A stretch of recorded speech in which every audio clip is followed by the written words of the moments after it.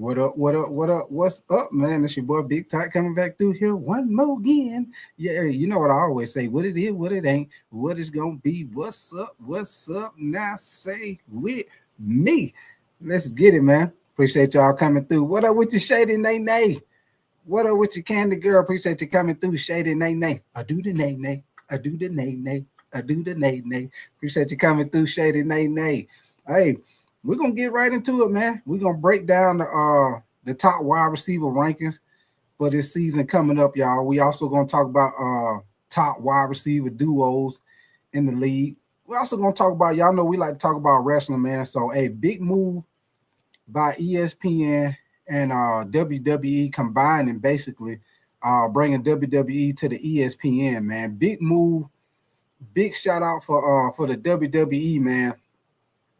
Combining with ESPN, man. So if y'all don't know, that was the big thing that happened today, man. So now all the big matches for WWE that come on SummerSlam, the Royal Rumble, WrestleMania, all that stuff, the cage matches, all the big wrestling events, man. All of it gonna be on ESPN, man. So what up with your candy girl? Appreciate you coming through for sure, man. Shady Nate, you say Tyreek Hill is the fastest NFL player. Yes, ma'am, he is.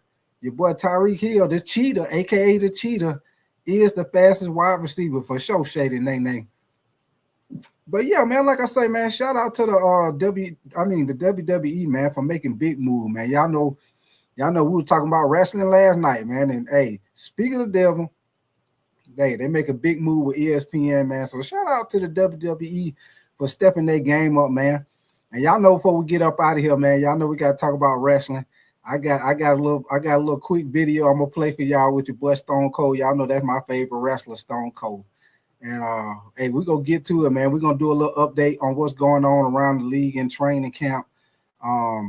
So hey, preseason start tomorrow night. It's on and popping, man. Matter of fact, we got preseason game the rest of the weekend, man. We got preseason game Thursday night, Friday night, Saturday.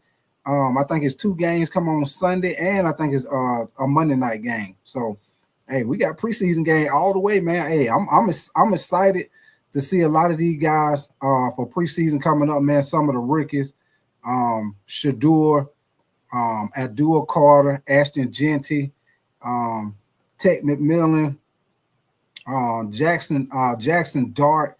There's a lot of guys I'm ready to see for this preseason, man. Travis Hunter. A lot of guys, man. What up with your Anonymous? Appreciate you coming through. What up with your candy girl for sure?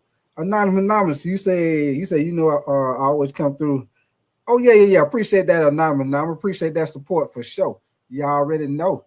Shady Nene, you say NBA 2K26 is coming out September the 5th. Hey, I hear you, Shady Nene. I hear you. Yes, ma'am, candy girl. It is football time. You know what I always say? It's time for some football and Monday night party. You already know, candy girl.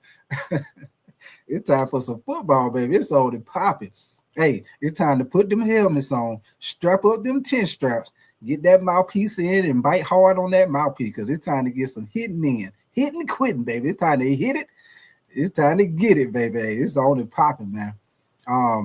But yeah, man, I'm gonna show y'all the top wide receivers who they got in the NFL this year, y'all. They got the tier. What we're gonna do is we're gonna do the same thing like we did last night with the quarterback. You know how they got the tier 1, the tier 2, tier 3 wide receiver, tier 4 wide receiver. So we're gonna do that.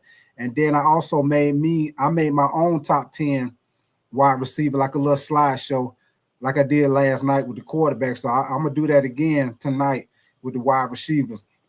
Now, when I show y'all my top 10, it's not in no order. So don't think when I show y'all my top 10 wide receiver, don't think I got it in no order. It ain't in no order. I just picked 10 wide receivers that I feel is the top wide receivers in the NFL right now. Y'all know how we do it. Hey, if you disagree, let me know if I left somebody out, or if you feel somebody in there shouldn't have been in there. Y'all know how we do it, man. It's only popping. Shady Nene, you say who is the best football player ever?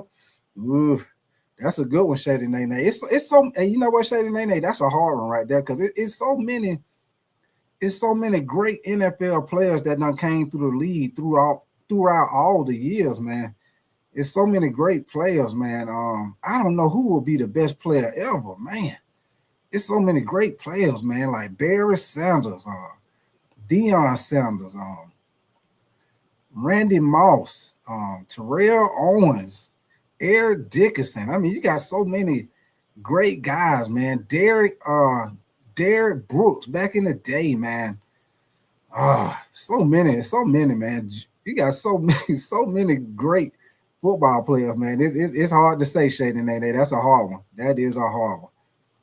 Yeah, that's a lot, Candy Girl. I can't really say now. Now, if you ask me who was my favorite football player ever, now I can tell you that. But the best football player ever, that's a hard one right there. I can't do that. That's a hard one right there, Shady Nene.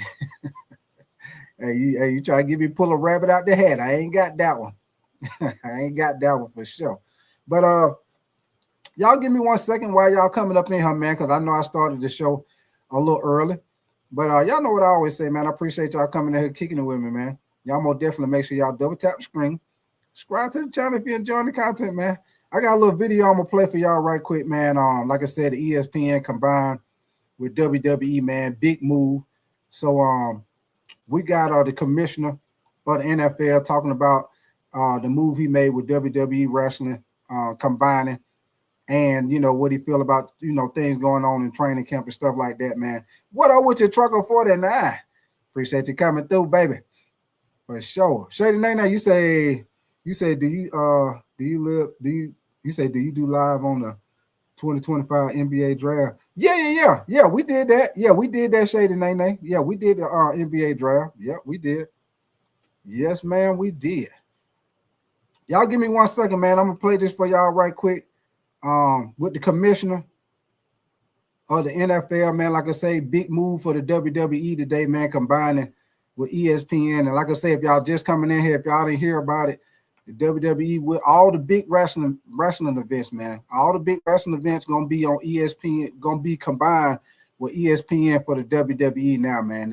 WrestleMania, Royal Rumble, SummerSlam, all that stuff, man. All that stuff. What up with you, John, man? Appreciate you coming through. You say, give me Chase. You taking Chase first? You taking Chase, John? Hey, I got Justin Jefferson all day long, baby. Justin Jefferson doing the gritty, baby. I'm taking Justin Jefferson. But you know what, John? You can't go wrong with neither one. Can't go wrong with neither one. You can't go wrong with JAMARR Chase or Justin Jefferson, man. Both of them 1A. I ain't even gonna say 1A, 1B. Both of them 1A, 1A. I mean, both of them got great hands. Both of them yard after catch. Both of them can take it to the house at any time. So I'll take either one of them, man. And then y'all see I got Malik Neighbors on here too. Y'all see I got Malik Neighbors right there at the bottom of my screen also. Let me see, John. You said, but Jefferson definitely right there too. Yeah, for sure. For sure. All day, every day, man. All day, every day. So while y'all coming up in here, man, like I said, I got a quick video for y'all right quick with the situation with ESPN combining with the WWE, man. Big move for wrestling, y'all. And hey, once everybody get in here, man, hey, I got a little video for y'all on the wrestling, man. Go back down memory lane. Y'all know how we do it, but and I got your boy Stone Cold coming in there wrecking the house, baby. Wrecking shop. For sure, man.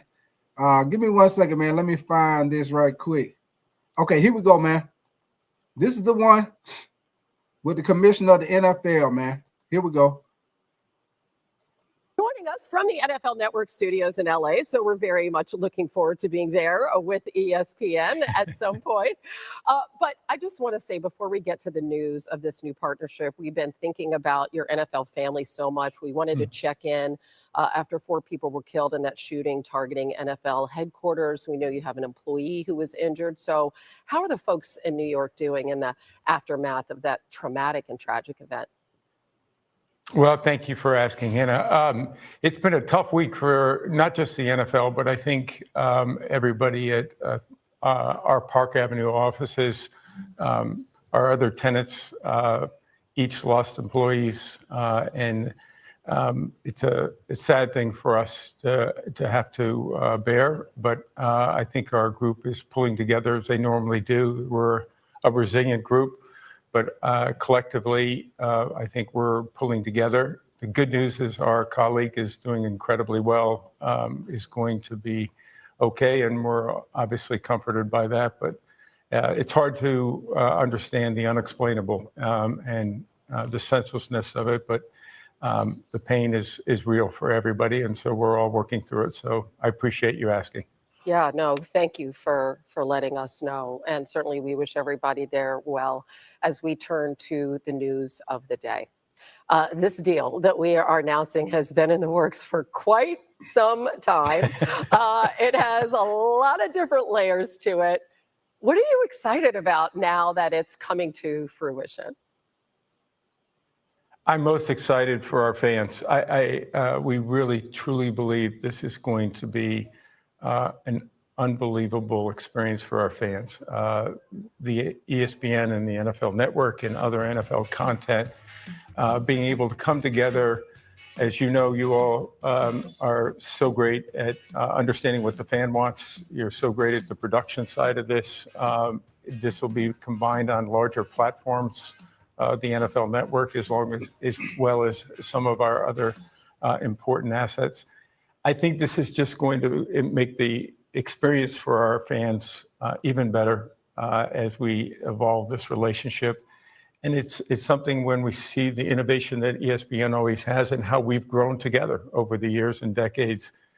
This is Trucker 49. You talking about my homeboy that played ball with me? Yeah, he'll be on here sometime with me.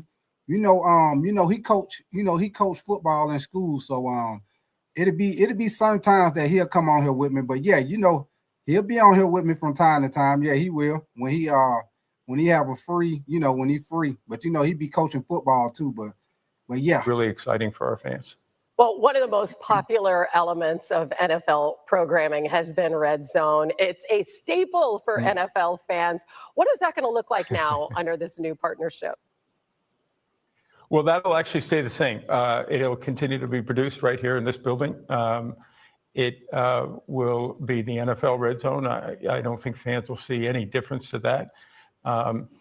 Obviously, in the context of that, though, ESPN purchased the Red Zone name, and they will be able to utilize that for other sports, college football and other things. And I think that could be an exciting thing for our fans also to see a Red Zone maybe in college football or other sports.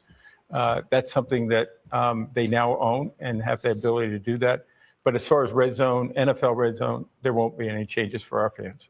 Well, it's an absolute staple. That's good news. And expanding that's pretty fascinating.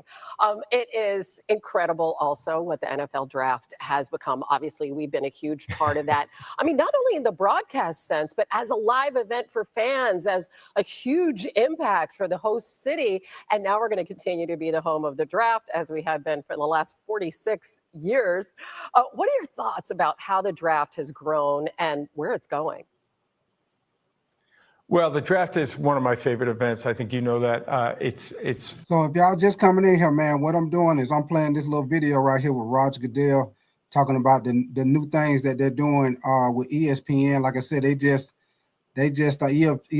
just acquired NFL Network and the rights to Red Zone, and they also have also combined with WWE wrestling, man. So all the big wrestling events, once again, they will be held with ESPN, man. WrestleMania, SummerSlam, Royal Rumble, all the big wrestling events will be held through ESPN, man. So ESPN making big moves, and that's why I'm playing this with Roger Goodell, talking about everything that ESPN that's been doing with the moves they've been doing, y'all.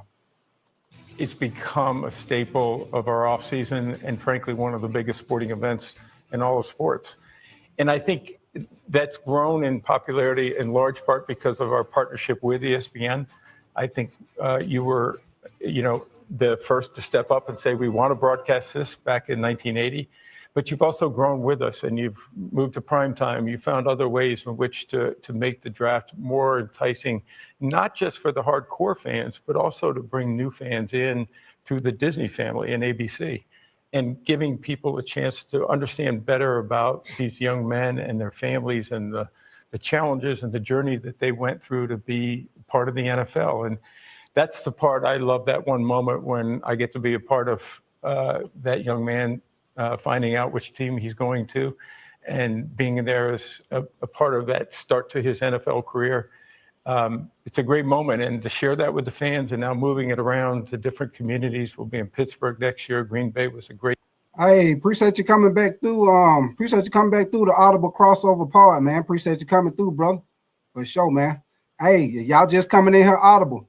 What I'm doing is I'm just playing this little video, man, with Roger Goodell talking about all the moves that ESPN is doing, man. Y'all can say y'all know they bought out NFL Red Zone, they bought out NFL Network, and they just made a big deal with WWE wrestling, man. So y'all know we was talking about wrestling last night.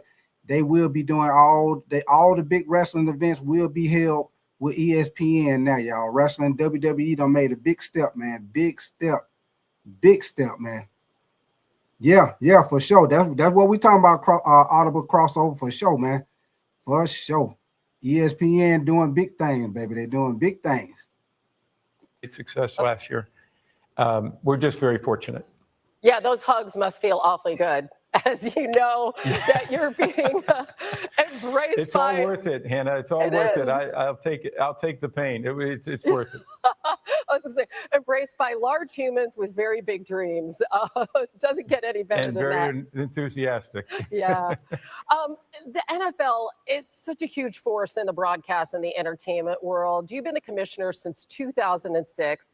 I'm just wondering, from your perspective, what is it about this league? What is it about this game that resonates with fans so much that it continues to drive these blockbuster deals and huge revenue? Well, I think it always starts with the game. I'm a huge fan of the game, always have been. I think the game has so many elements to it that I think relate to people. And I think the teamwork is something that people relate to, but it's also the competition. Our competition, I don't think there's a league that has greater competition. Every year we have teams that go from last to first. We have teams that make the playoffs that didn't make the playoffs the year before. And that kind of competition, I think it grips the fans. And this time of year, what I like to hear from our fans all the time is hope. They have hope. And everybody comes into training camp saying, we're going to get to the playoffs. We're going to get to the Super Bowl this year. And I think that is because of the competitive nature of our game. It's the players, the coaches, they're the performers, and they give so much to this game. They're wonderful people as well as wonderful athletes, and that's what I'm most proud of. And I think people love rooting for people that are good people. Yeah, it's really great to be able to tell those stories and now be a part of a platform to continue to do that. We're so excited about this. But as you look towards the future, and you've made so many steps to grow the game, what are you looking forward to the most in those terms? I think the continuing evolution of bringing our game to an international audience. We have 7 games globally this year. We'll be starting in Brazil in just a few weeks. And for us, sharing our game with the globe, making sure that we can build a fan base on a global basis, I think that's really exciting. Seeing more kids playing our game, both tackle and flag, and particularly young women playing flag. I can't tell you how excited I am about that. I'm leaving here to go to a women's flag event and sports event this afternoon. And it just, for us to be able to share it with people who weren't able to participate in our game and now be able to participate in the Olympics in 28 here, I think that is something that young women. I'll tell you what, Audible crossover. I'm gonna say the NFL, man. I'm gonna say the NFL week 1, even though it's some big games, week 1 with college football. But I'm gonna say the NFL got the best games week 1. A lot of division games. You got the rematch with Baltimore and Buffalo. You got the Eagles, Cowboys. A lot of big games, man. So I'm gonna say the NFL. Yeah, I'm gonna say the NFL Audible crossover, man. I'm gonna say the NFL got the best games week 1. College football gonna be only popping 2, man. Ohio State, that first game. Clemson. Don't Clemson play LSU? I think Clemson play LSU the first game. That's gonna be a good one too. It's gonna be some good one week 1, man. I can't wait. Audible crossover. I cannot wait. It's gonna be on and popping, baby. On and doggone popping. On like popcorn, baby. On like Donkey Kong. On like popcorn, baby. On.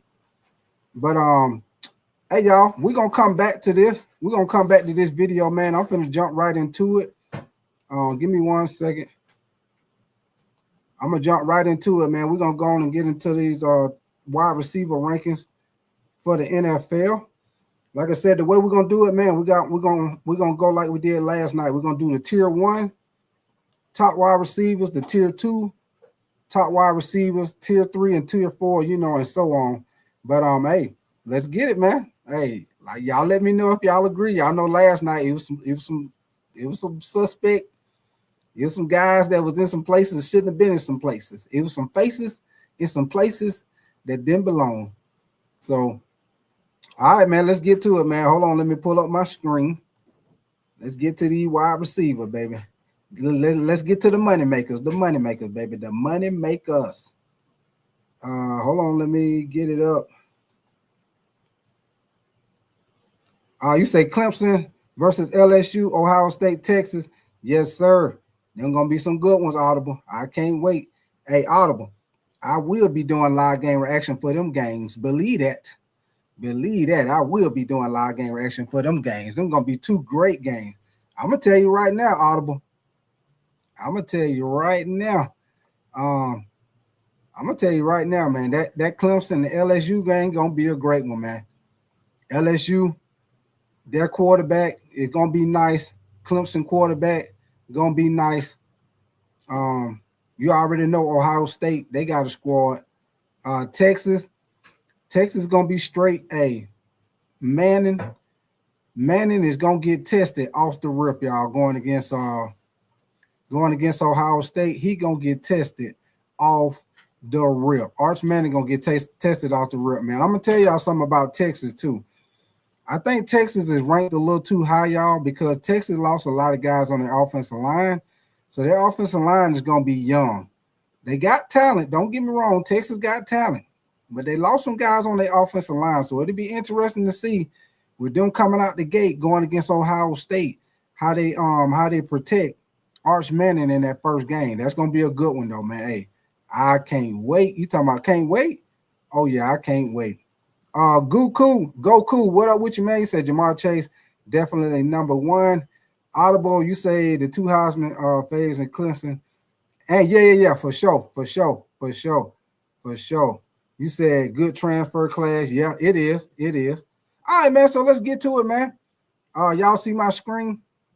If you can't see it, like I always tell y'all, I know in this layout, in this vertical layout, sometimes you can see it pretty good. Sometimes you can't see it that good. But if you can't, y'all know I'm gonna read it to you. But hey, we're gonna start out with the tier 1s. Y'all know how we do it, man. So as y'all know, they got JAMARR Chase, number 1. They got your boy Justin Jefferson, the 2 Giddy brothers, LSU wide receiver U. You got JAMARR Chase at 1, Justin Jefferson at 2.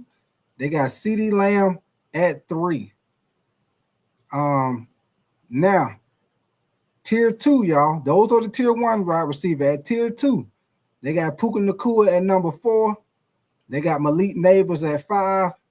Brian Thomas at 6. Amon Ray St. Brown at 7. Now I'm gonna tell y'all something, man. My opinion, y'all. This is just my opinion. I probably would have Puka at number 4. And don't get me wrong, Malik Neighbors and Brian Thomas, them boys nice. Them boys nice, y'all. But I'm just saying, I probably would have Amon St. Brown over them. And I probably would have AJ Brown over them too. But let's get back to it. At number 7, they got Amare St. Brown. At number 8, they got Nico Collins. At number 9, they got Drake London. And then on number 10, they got Garrett Wilson. What up with your Judo Pros? You said who thinks Kevin Austin will break out this year? And JM, what up with you, man? You say put AJ Brown in Cincinnati and he'd have 2,300 yards. Oh yeah, for sure. Because they gonna JM, they gonna throw that ball. The Eagles ain't throwing the ball like that. They gonna throw that ball. They gonna throw that ball. But yeah, Goku. Yeah, that's why I say, man, hey, AJ Brown supposed to be in the top 10, man. I don't understand how. And y'all see what y'all see what website I'm using, y'all. This is the NFL website, y'all. NFL website. I'm telling y'all right now, Puka Nacua. Now that's debatable at number 4, but AJ Brown should be top 5, man. That's just my opinion. AJ Brown should be top 5 all day long. Now let's go to the tier 3, y'all. Tier 3. They got Ladd McConkey. Now look at this, y'all. They got Ladd McConkey over AJ Brown. Now don't get me wrong. Ladd McConkey had a great year last year, but I'm not putting him over AJ Brown, y'all. That's just my opinion. I ain't putting him over AJ Brown. Emma A, what up with you, man? You say, where's Scary Terry McLaurin? I'm getting to him. I ain't got to him yet, Emma A. But they got AJ Brown at 12. They got Jackson Smith, Nick Jigba at 13. They got T. Higgins at 14. Tyreek Hill at 15. Devontae Adams at 16. DJ Moore at 17. I'm going to tell y'all something. Mike Evans should be higher than that, y'all. What up with your Rohan C? You said AJ needs to be higher. I agree with you, man. I agree with you. AJ Brown, Rohan C. AJ Brown should be top 5. What up with your OB? OB1. What up with you, man?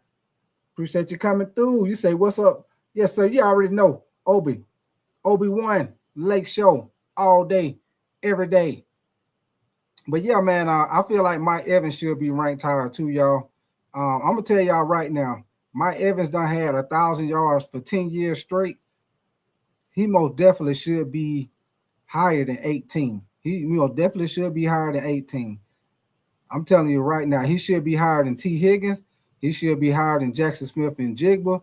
AJ Brown should be in the top 5. Now, let's go to the tier 4, y'all. These are the tier 4 receivers. What up with your tough puppy, man? And what up with your Freddie the Fade? You say Mike Evans is a future Hall of Famer. Yeah, he is, man. Yeah, he is. And tough pup, you say Mike Evans at 18. Yeah. Y'all see this damn list, man. I don't agree with it. I do not agree with it. Now, the tier 4 receivers, y'all, they got Xavier Worthy at 19. They got your boy Scary Terry at 20. Marvin Harrison Jr. at 21. Cortland Sutton at 22. DK Metcalf at 23. Devontae Smith at 24. Zay Flowers at 25. Audible crossover, you say that's the fantasy tiers? Yeah. I'm doing this, and then we're gonna do top wide receivers also. I'm doing both of them, just having a little fun. Audible crossover, just having a little fun. But at 25 we got Zay Flowers, 26 Calvin Ridley. Now at tier 5, y'all. Now this is what I don't understand. They got Tech McMillan, which I know he drafted to my team, the Carolina Panthers. They got him at 27, and he haven't even played a game yet. They got Chris Olave at 28, Chris Godwin at 29, Jacoby Myers 30, Jahan Jennings, which he's trying to get that contract with the 49ers, Jalen Water at 32, George Pickens at 33, Deebo Samuel at 34. Jordan Addison, 35. Y'all know Jordan Addison just got in some trouble. What up with your Texas repo, man? You say, where's Nick Collins? And you say that's why AJ and Tyreek score a lot in fantasy. Mistake almost every year. Yeah, for sure. You say after this year, Harrison going to be tier 2 or tier 1. And you say Crystal, you say Olave nice. And Freddie the Fade, you say these rankings are wildly bad. Yeah, these rankings I'm going through now, y'all. These are first the fantasy rankings, y'all. These are first the fantasy rankings, and then we also gonna do the top wide receiver ranking. We just, like I say, y'all, we just having a little fun. We doing both of them. We doing the fantasy wide receiver rankings and the top wide receiver ranking. We're doing both of them, y'all. We're gonna do both of them. What up with you, Stiff Richard, man? Appreciate you coming through, Richard. What's your name, Richard? Is that Richard? What is that, Richard? Is that guy? Hold on, let me see what that is. Is that Richard? Is that Guyam Braun? You say T Mac will. Okay. Appreciate you coming through, Richard, man. And what up with you, Stiff Richard? Tub Pup, you say if you're talking about fantasy, then it makes sense. Yeah, Tub Puppy. That you know what, and that's my fault, Tub Puppy. That's my fault, Tub Puppy. I should have said from the giddy up that we were doing the fantasy top wide receiver first, and then we're gonna do the regular wide receiver ranking. That's my fault, y'all. That's my bad. I should have said that from the beginning. But yeah, these are the top wide receivers as far as fantasy football wise. So I like to do that, y'all. I like to have a little fun with that because I like to play fantasy football and to kind of give y'all an idea if y'all, be looking for wide receivers. These are wide receivers that gonna get you points, man. Once again, I'm gonna go back up to the top for some of y'all that just coming in here. Of course, y'all already know the top wide receivers to get is JAMARR Chase, Justin Jefferson, CeeDee Lamb. These three guys right here gonna always get you points. If you peep game, all three of these top guys get a lot of targets, and they also get yak. They get yards after the catch, y'all. All of them get yards after the catch. So when y'all play fantasy football, those are the type of receivers that you want. You want the receivers that get targets, and you want the receivers to get yard after catch. So because those targets add up, and those yards add up. All that stuff adds up. That's why they got Puka Nacua, Malik Neighbors at 5, Brian Thomas, Amon St. Brown, Nico Collins, Drake London, Garrett Wilson. Those are your top 10 fantasy wide receivers right there, y'all. So when y'all do y'all fantasy draft, these are the top 10 fantasy wide receivers that you want to get. These guys going to get you points. They going to get you points. Let me see. Ready to fade. You say Justin Jefferson points will work because I don't know JJ game yet. Yeah, I agree with you. He might take a drop. I agree with you, man, because we don't know what JJ McCarthy gonna do, y'all. We don't know what he gonna be. We don't this really is his rookie year, y'all. This really is JJ McCarthy's rookie year because he didn't play last year. He got hurt. Y'all. So we really don't know what JJ McCarthy gonna be. So, and that's the thing I was saying yesterday, y'all, when I was talking about the different teams and stuff. See, Minnesota got a lot of talent, y'all. They got a lot of talent. But the thing is, JJ McCarthy, it all depends on him, man. Because y'all know, like I told y'all, that division, that NFC North division gonna be tough, man. That NFC North division gonna be tough. Because you got Detroit, Chicago gonna be better. Like I told y'all before, they fixed their offensive line. They needed to fix their interior offensive line. They did that. They got a very good head coach in Ben Johnson, and he's a very good play caller. Y'all know everybody been trying to get him. He chose to go to Chicago. And check this out, y'all. And he stayed in the same division. You seldomly get guys that get coaching jobs end up being in the same division that they was coaching in. So that shows you how competitive Ben Johnson is. He wanted to stay in the same division. Well, he got to see Detroit 2 times a year. He got to see Minnesota 2 times a year. He got to see Green Bay. That division gonna be hell, man.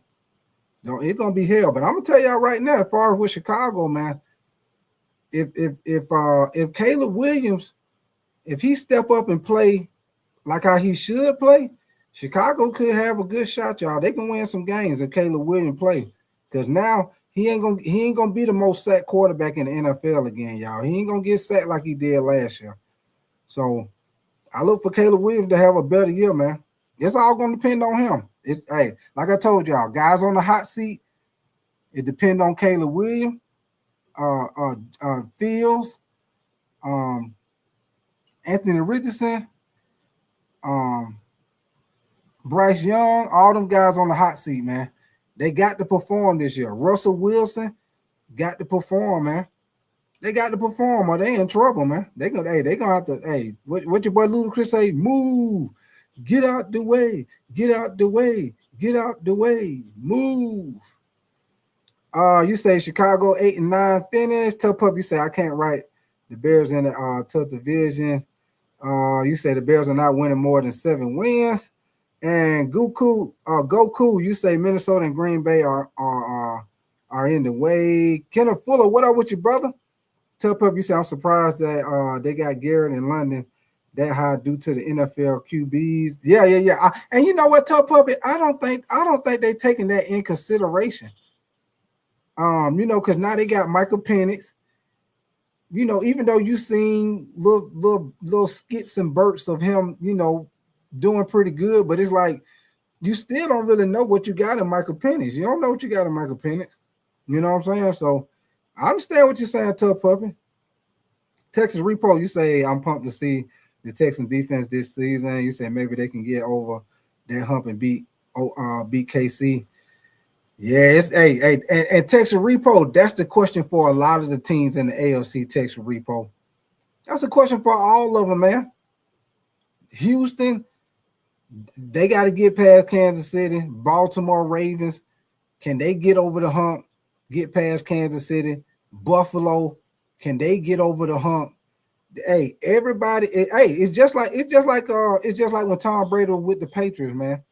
Everybody knew if you want to get to that Super Bowl and you're in the AFC, everybody knew, hey, if you make a run at some point in time in that playoffs, you got to see Patriots. You got to see Tom Brady, and you got to see them Patriots. You got to go through the Patriots to get to the Super Bowl. And hey, Kansas City done turned into the new Patriots, y'all. Patrick Mahomes done turned into the new Tom Brady. You in the AFC, yeah, you gonna have to go through Kansas City. If you want to make it to the Super Bowl, you got to go through Kansas City. You're gonna have to see them. And Kansas City had a down year last year and still made the damn Super Bowl. So, and Kansas City gonna be better this year, y'all. They fixed their offensive line. They gonna be better this year. Y'all already know that defense ain't going nowhere. I told y'all that. Audible, you say Kyler Murray should be the hottest seat in the NFL. Yeah, he on the hot seat too, Audible.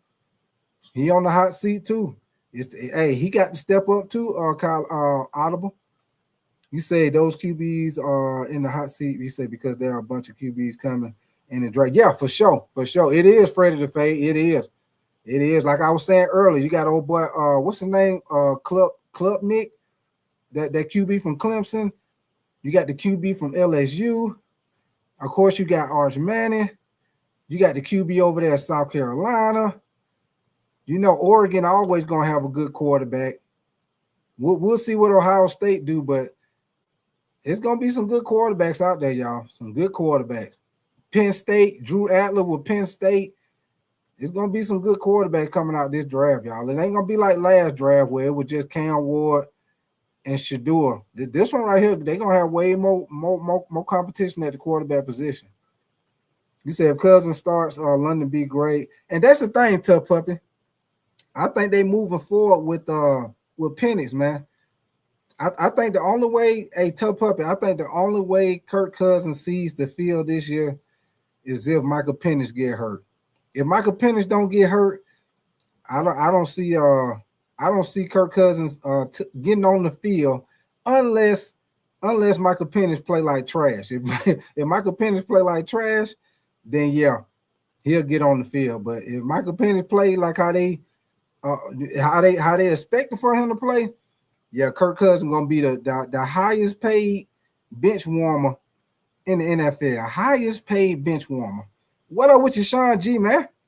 Appreciate you coming through, Sean G, for sure, man. Dylan Holmes, what up with your brother? You said my Bears offensive line was trash last season. 6 to 8 sacks allowed. Yeah, Dylan Holmes.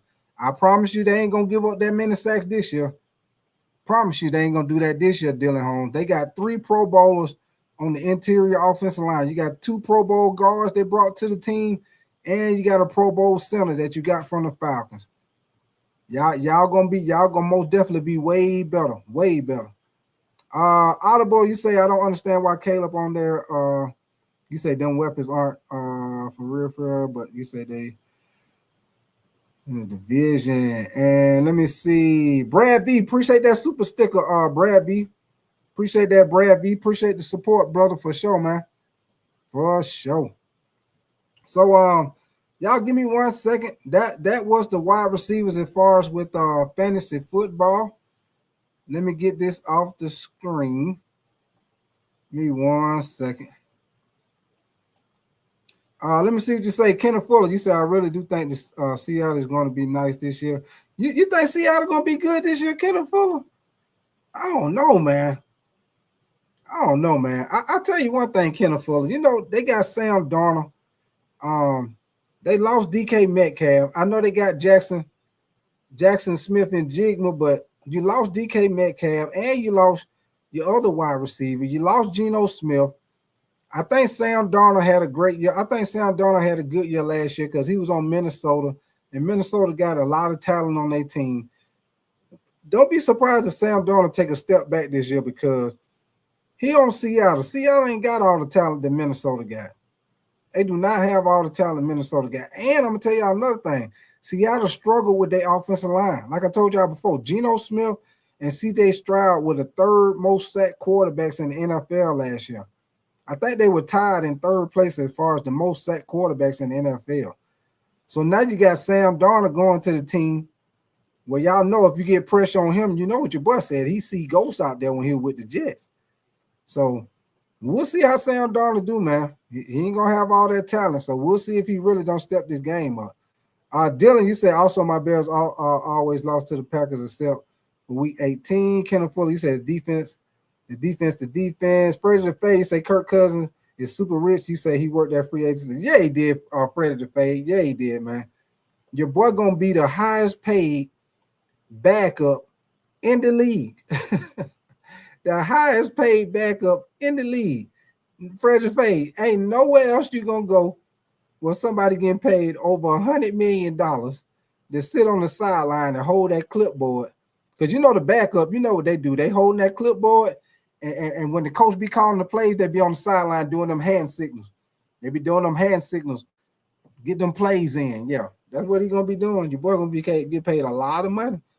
He's going to be on the side, over there on the sideline with that Falcon hat turned backwards. He's going to have that hat turned backwards with that headset on his head. You said Kirk Cousins, agent. Oh yeah, for sure. Yeah. He most definitely need to be in the Hall of Fame. Yeah, he got a great agent.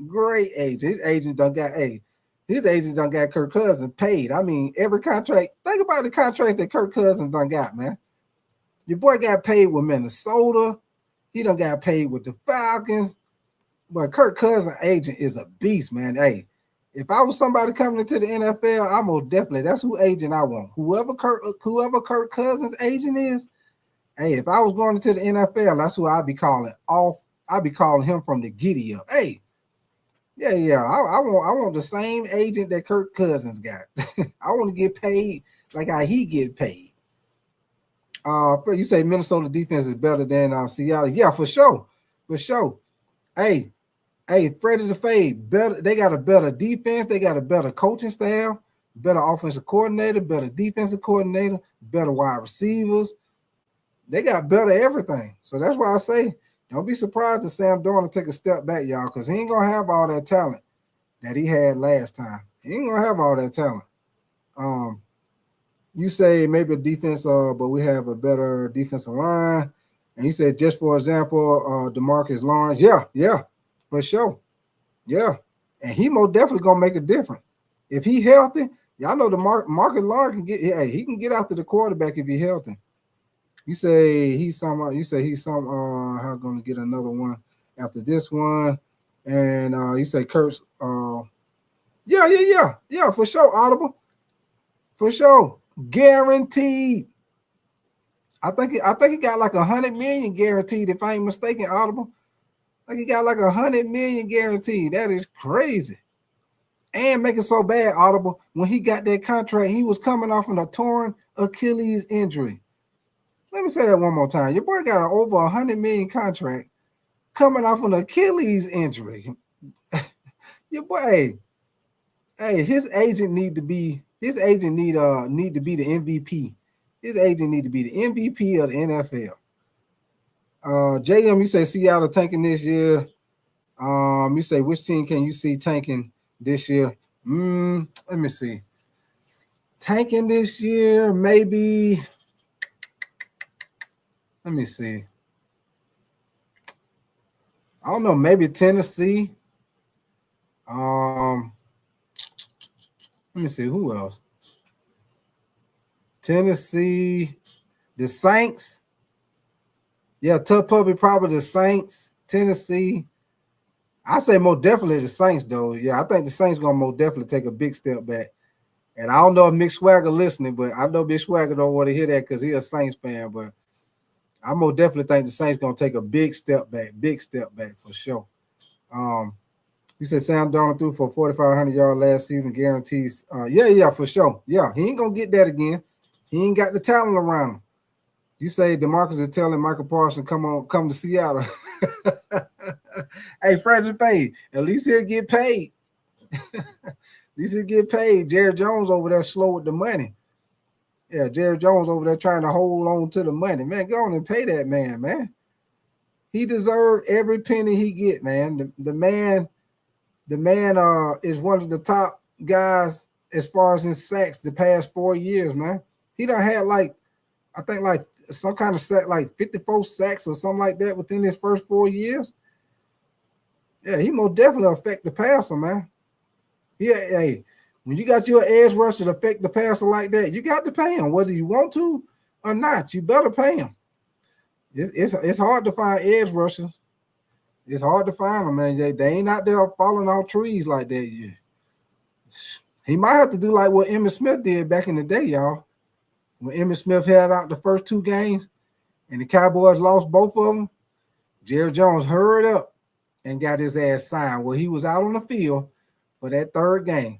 Michael Parsons might have to do the same thing. He might have to hold out, sit tight, and let the Cowboys start out like 0-3, 0-4. Then Jerry Jones gonna go on and pay him. He gonna go on and pay him that 41, 42 million. But they might have to lose a couple of games. They might have to lose a couple of games before they pay him, though. You say, which team would be the biggest surprise that we don't see coming? You say, I think it'll be Cam Ward this season. I don't think so. I don't think Tennessee now. I don't think so, Tough Puppy. I don't think Tennessee there yet. I don't think so. And I'm going to tell you something, Tough Puppy. I don't know if you've seen Tennessee's schedule, man, but, hey, Tennessee got a tough – they got to play – hey, Tough Puppy, hey, Cam Ward going to have it tough, boy. He got to play the Denver Broncos the first game of the season. The Denver Broncos, they probably got about the best defense in the NFL. They got Patrick Surtain. They picked up Jada Barron. Man, come on, man. Man, he going against an elite defense the first game of the season. That boy might throw 3 or 4 picks. He might throw 3, 4 picks his first NFL game, man. That's tough, man. That is tough. That is tough that your boy got to play the damn Denver Broncos the first game of the season, boy. Golly. You talking about welcome to the NFL, boy. What up with you, Nathan? You said JAMARR top dog, triple crown. You think he gonna get it again, Nathan? You think he gonna repeat? You know, most of them, most of the time, wide receiver, they don't repeat most of the time. It'll end up being somebody else.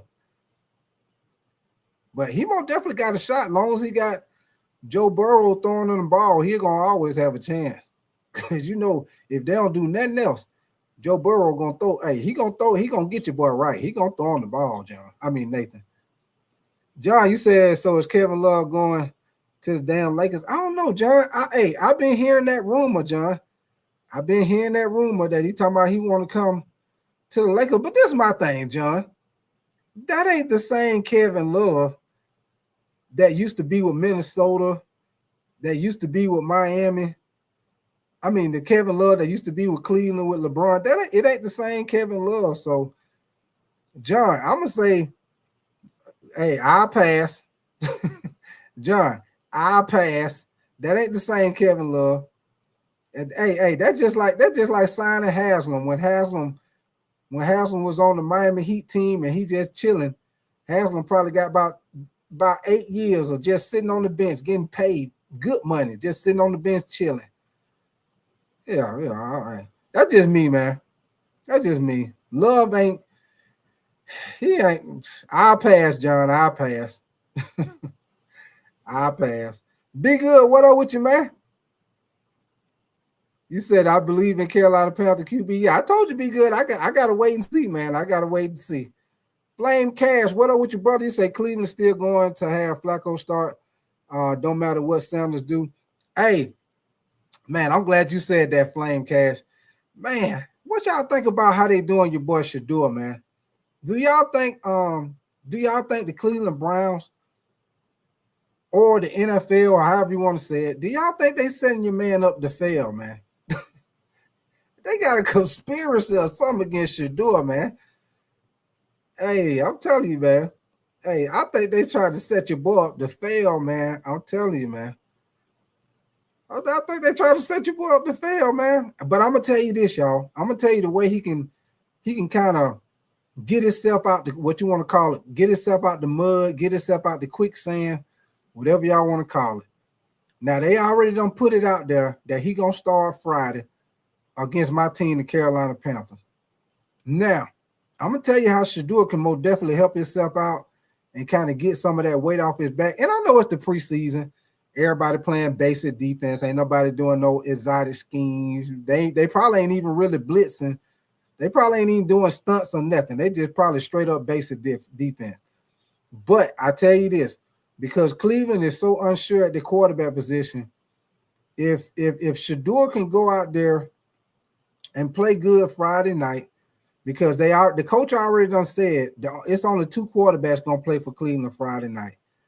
He said Shedeur gonna play. I think he said Shedeur gonna play the first half, and I think Dylan Gabriel or somebody else gonna play the second half. So Shedeur gonna get a lot of snaps, and then the other quarterback gonna get the other snaps. So they pretty much gonna 50-50 on the game.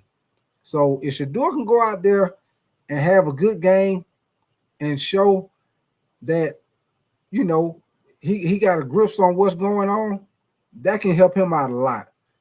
But I'm telling y'all right now, if Shedeur go out there and he don't look good,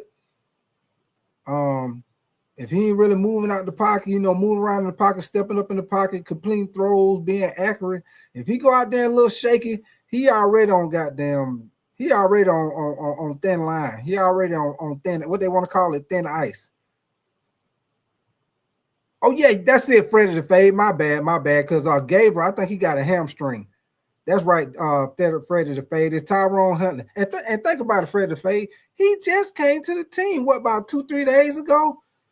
So he don't even know the plays like that, Freddie the Fade. He don't even hardly know the goddamn plays. And the coach talking about he going to play half the game. What the hell plays what the plays y'all going to give him? Hey, Freddie the Fade, they going to be drawing him plays up in the dirt. Like back in the day when you used to be playing two-hand touch, when you be playing football with your homeboys out there in the field, and you had that little stick, you be drawing it in the dirt. Okay, this is what you're going to do. You do this. You go this turn, go out to the outside. Hey, I want you to do this. You go straight up the seam and do this. And if it's open, I'm going to hit you. If it ain't, I'm going to hit you come across the field. All right, let's go. Y'all know how you do it. Just draw them plays up in the dirt. Yeah.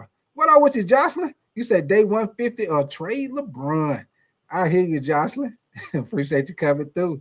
Nathan say day 150 or trade Jocelyn. Be good. You said I heard Gabriel have been struggling, but he keeps getting first team reps. You said craziness going on in the Browns organization. Yeah. That's why I say be good. That's why I say, are they trying to set your boy up to fail, man? They trying to set Shedeur up to fail. Are they?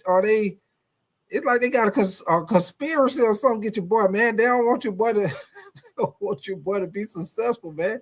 Y'all see they throwing your boy out there in hot water. They already said Shedeur. They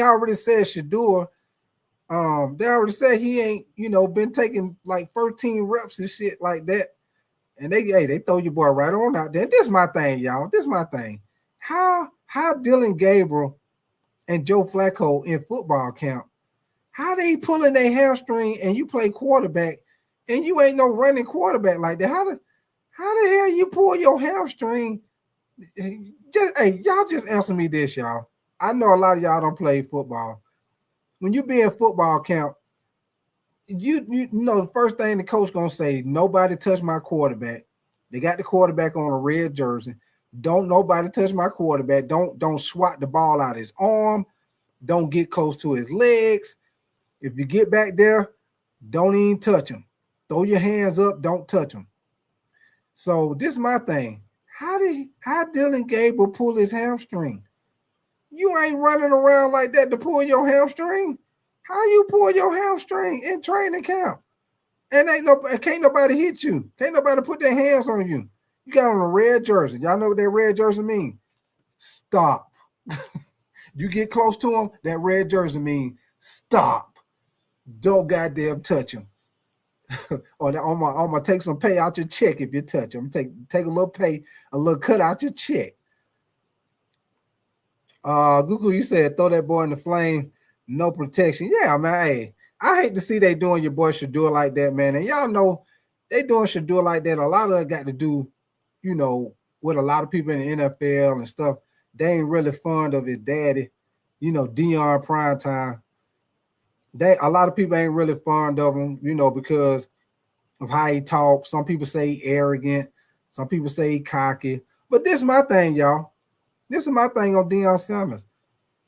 Everybody know one thing about Deion Sanders, he is the same person. He's the same person. When he played with the Falcons, same person. When they traded him, when he played with the Cowboys, same person. When they played with the 49ers, he always been the same person. So people can't be like, he being like this, he being like that. He been the same damn person. He always been the same person. He the same person. He always been like that. He very confident. And some people think that people are cocky because they're real confident and, you know, they confident and believe in themselves. Ain't nothing wrong with you being very confident in yourself if you can back it up. You just got to be able to back it up. If you can't back it up, then that's when you're messing up. But if you think about it, when Deion Sanders, when he say he gonna do something, he do it. It might sound cocky. Some people might not like it, but when the man say he gonna do something, he do it. The man went to Colorado, took a team that wasn't winning no games.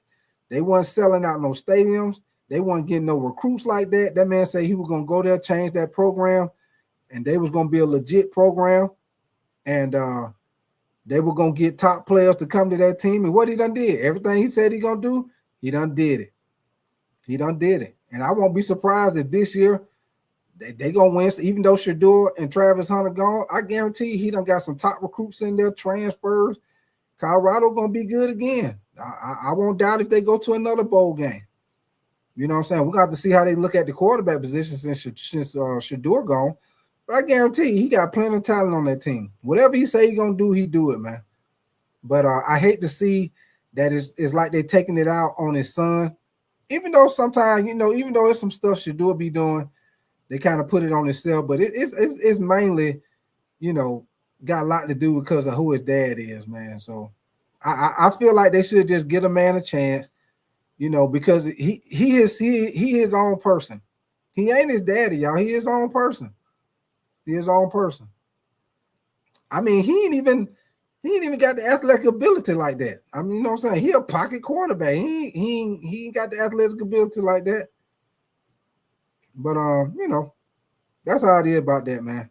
Big Good, you said the Panther defense isn't good. You said I hope he does great. Tough Up, you said it has something to do with his dad for sure. Audible, you say they don't like active black fathers. Is what Eli Manning and Big Archie did the same thing. Yeah, for sure. Serena Venus, Dad Shane, Ball Brothers. Yeah, for sure, etc., for sure. Audible crossover. Fred the Fay, you say the Panther will be better, Saints will be worse. Team, you say the Raiders will be close. I'm gonna tell you something about the Raiders, Freddie the Fade. I'm gonna tell you this, man. Pete Carroll is known for turning teams around. He did it at USC. He did it for Seattle. So I would not be surprised, Tough Puppy. Now, I ain't going to say this year, Tough Puppy. I ain't going to say this year. But I will tell you this. They will be better because now They got Gino Smith, and even though Gino Smith, he ain't like no top quarterback in the NFL, but he's solid though. Gino Smith solid. You can win games with Gino Smith at the quarterback. If you protect him, you give him time, you can win games with Geno Smith. They got Ashton Genty, so now they got them a running back. Now they got them a quarterback. We already know they got Brock Bowers, which he is top tight end in the NFL. They got Jacoby Myers. I like him. I think he's a solid wide receiver. So, and you know Pete Carroll. You know what he gonna do, man. He gonna play defense. They gonna run the ball, and then from time to time he gonna take shots down the field, just like how he did with Russell Wilson. And hey, is Pete Carroll there for about 4 or 5 years? Get the Raiders give them about 3 years. Give them about 3 years. I guarantee you the Raiders gonna be a way better team. Pete Carroll known for turning teams around, man. I think he was the perfect coach for the Raiders to get, man. He gonna turn that team around, believe that. But I'm gonna tell you what the only problem gonna be. He gonna turn them around, but what the problem is, that damn division he in, man. Because the Broncos got a young team, and they getting better. Kansas City, they got a young team. Patrick Mahomes ain't going nowhere. Now, the only person on Kansas City team that pretty much getting up in age is Travis Kelce. But everybody else, they young. Patrick Mahomes, he's still pretty young. Isaiah Pacheco, he young. Xavier Worthy, they just got him. They got Hollywood Brown, Rashee Rice. All them boys young. Defense, they young. So Kansas City ain't going nowhere. Denver ain't going nowhere. So that's going to be the problem with the Raiders. Even though Pete Carroll going to get that team turned around, it's going to be that division, man. That division going to be tough, man. Tough. Be good. You say Pete Carroll deserves to be in top 5 all coaches all time. Flame Cash, you say tell him, dog. And if Lacey didn't kill himself, he would be up there too. Oh yeah, for sure. And Freddie Fay, you say AFC West has all the Hall of Fame coaches. And Tell Pup, you say think about it, both of his sons either was drafted low or wasn't drafted. And Flame Cash, you say I think the Chiefs going 8. You think they going 8-9, Flame Cash? I don't know about that. I don't know, Flame Cash. I don't know about that one, man. Cause think about it, Flame Cash. Everybody know last year Kansas City struggled mainly because they offensive line. They played a lot of close games, and it was some games, Flame Cash, that were kind of suspect. Kind of like some suspect calls that a lot of people didn't agree with, including myself. They had a lot of close games.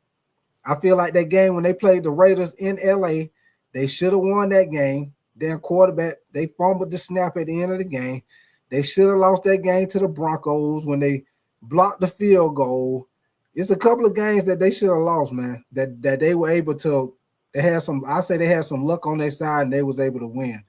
But everybody know Patrick Mahomes got sacked way more than what he normally did, and they fixed that problem. They fixed the offensive line.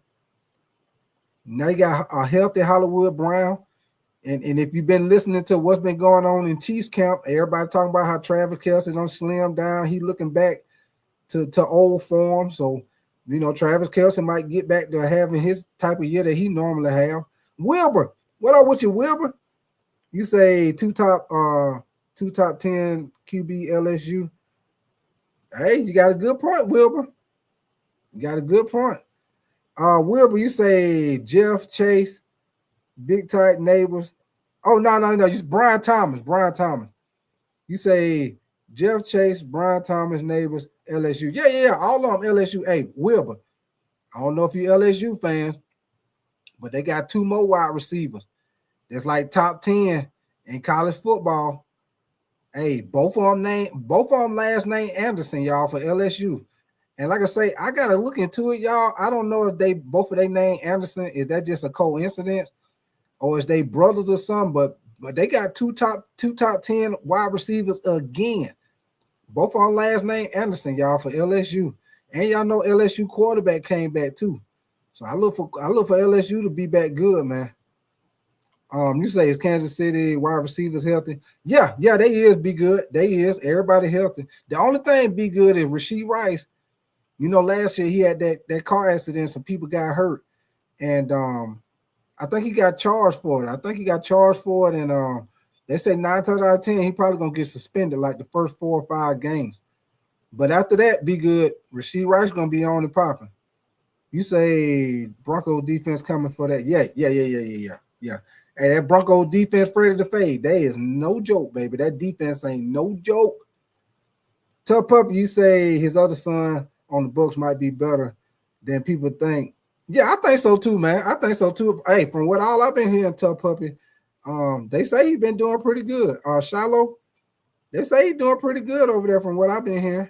What up with you, Chauncey? Appreciate you coming through. I appreciate that, Chauncey, for sure. Flame Cash, you say still think they didn't fix their line. They putting on the faith in the rookie this year. They are. But I tell you this, Flame Cash, if he is the offensive lineman that they say he is, they should be better. But you are right. He is a rookie. But they got a lot of they got a lot of confidence in him though. But we'll see though, Flame Cash. You don't never know until you put them pads on and probably get a couple of joint practices in and see him going one-on-one with some of these edge rushers. They'll find out real quick, Flame Cash. If they need to make a move, they'll find out. Tough Pup, you say his son is a defense player. You say he doesn't need someone to help him as much as a QP and be good. You say all these LSU guys and the Panthers drafted. Yeah, they did be good. Yeah, they did, man. But yeah, man. All right, man. Like I told y'all, I got my own list of my top 10 wide receivers for the NFL, y'all. Now, y'all remember, I made like a little slideshow again, but y'all remember, I don't got these receivers in no order. So y'all don't when y'all see my top 10 receivers, I don't want y'all saying such and such should be number 4 and number 5. I just picked my top 10 wide receiver. I ain't really got them in no order, y'all. But y'all let me know if y'all agree or disagree with my top 10 wide receiver, man. Here we go. Give me 1 second. I'm about to get this thing on and popping, man. Like I always say, man, y'all more definitely make sure y'all double tap the screen and subscribe to the channel if y'all enjoying the content, man. But here we go. Let me get this up.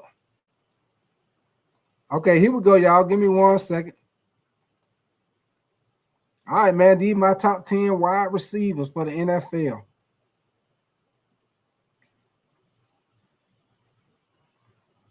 And number 1, you know, we got your boy JAMARR Chase.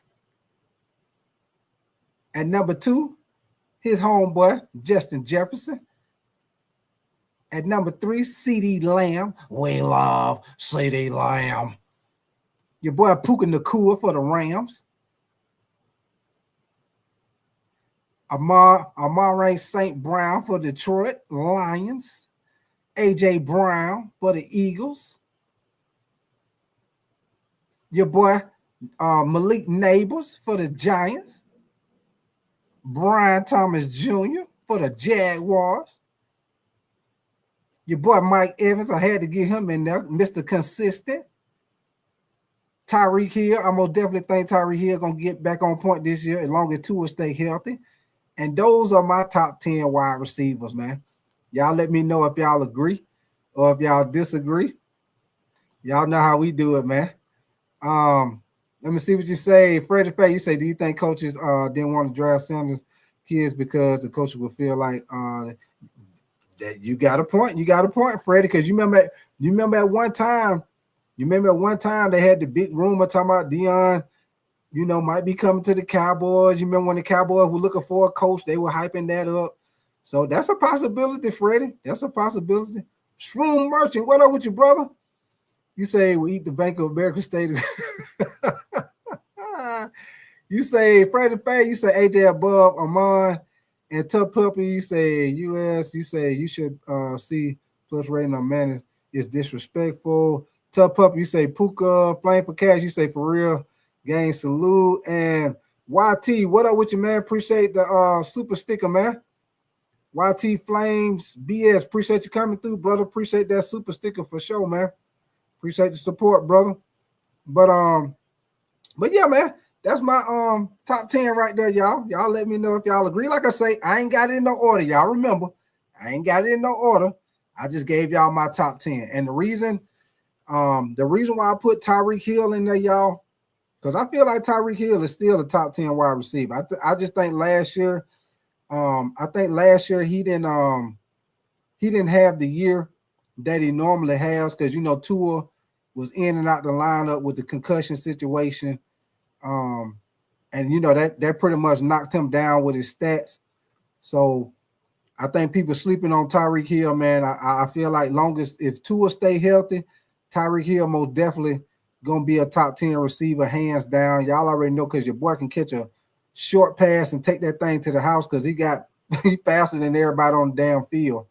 So Tua stay healthy, Tyreek Hill most definitely gonna be in the top 10. Mike Evans, y'all know your boy, Mr. Consistent. He get 1,000 yards every damn year. I look for him to get it again with your boy Baker Mayfield throwing the ball. Baker Mayfield, he a gunslinger for sure. YT say keep up the good work. Appreciate that, brother. I'll be doing my best, man. I'll be doing my best for sure, man. Freddie the Fade, you say Tyreek making a comeback. Yeah. I think he is too, man. I think he will too, man. Freddie the Fade, it all depends on Tua, man. That's why I told y'all yesterday when I did my quarterback rankings, and I told y'all who I felt like was on the hot seat. That's why I put Tua on the hot seat, y'all. I put him on the hot seat just for that reason. Because if he have another season, y'all, and let's say he gets sacked, he gets slowed down, and he get another concussion, y'all, that might be it for Tua, man. If he get another concussion, that might be it. Your boy done had too many concussions within his career, and he ain't even been playing in the NFL a long time.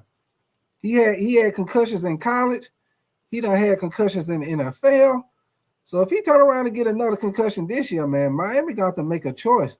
They got to make a decision. They probably got to go get another quarterback in the draft, or if they try to get a free agent quarterback or trade, whatever they got to do. Maybe they trade, maybe if Tua do have a situation where he get hurt and it's a concussion situation, and then he got to start, contemplating whether or not if he gonna retire from the NFL, maybe they might try to trade and go get your boy Kirk Cousins from the Falcons or something.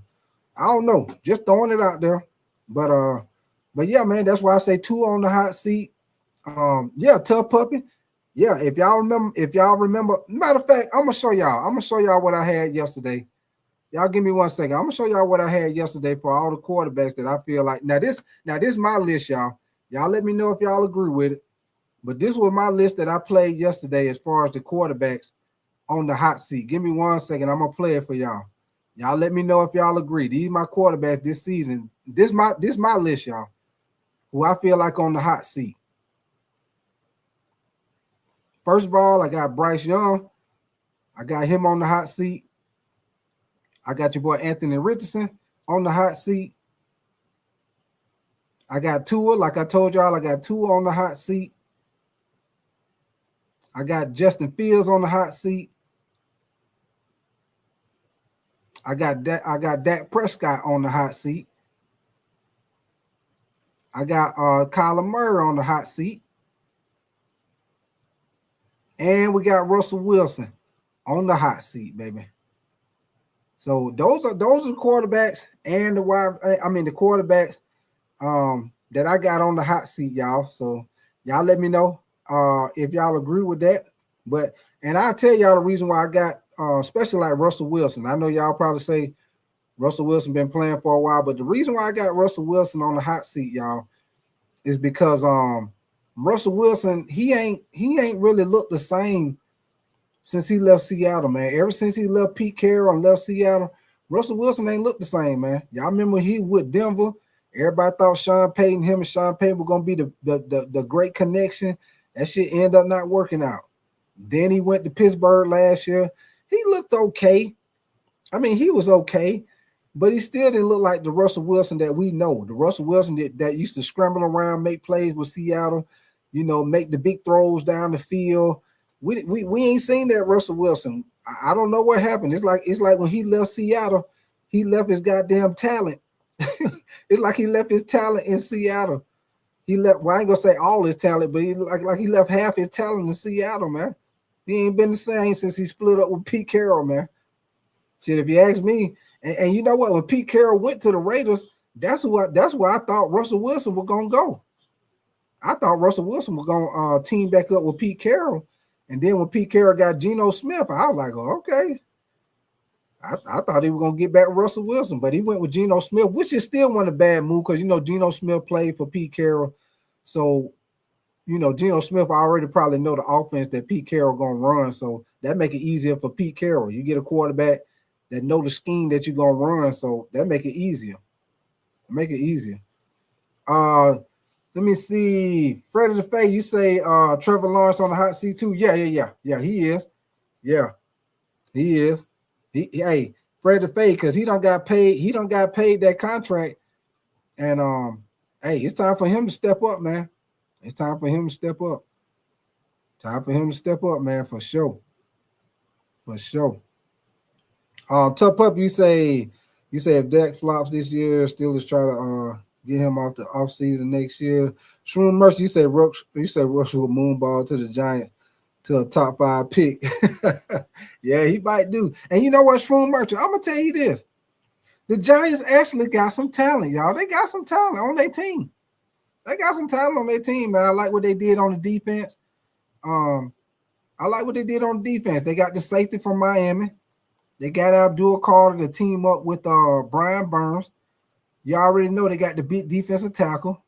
I like the running back that they got. What's his name? Tracy? Something Tracy. I like the running back that they got. And I already know you got Malik Neighbors at the wide receiver. What up with your trash channel, man? Appreciate you coming through. Go cool. You said especially the D-line. And Tough Up, you said if that goes to the Steelers, that division will be a show. And Scatterboo, yeah. Shroom Merchant. I like Scatterboo, man. I like Scatterboo coming out of college. I like him. Scatterboo, however you want to say it. I liked him coming out of college, man. I think he's a solid running back, man. You said Rush will be benched by week 6.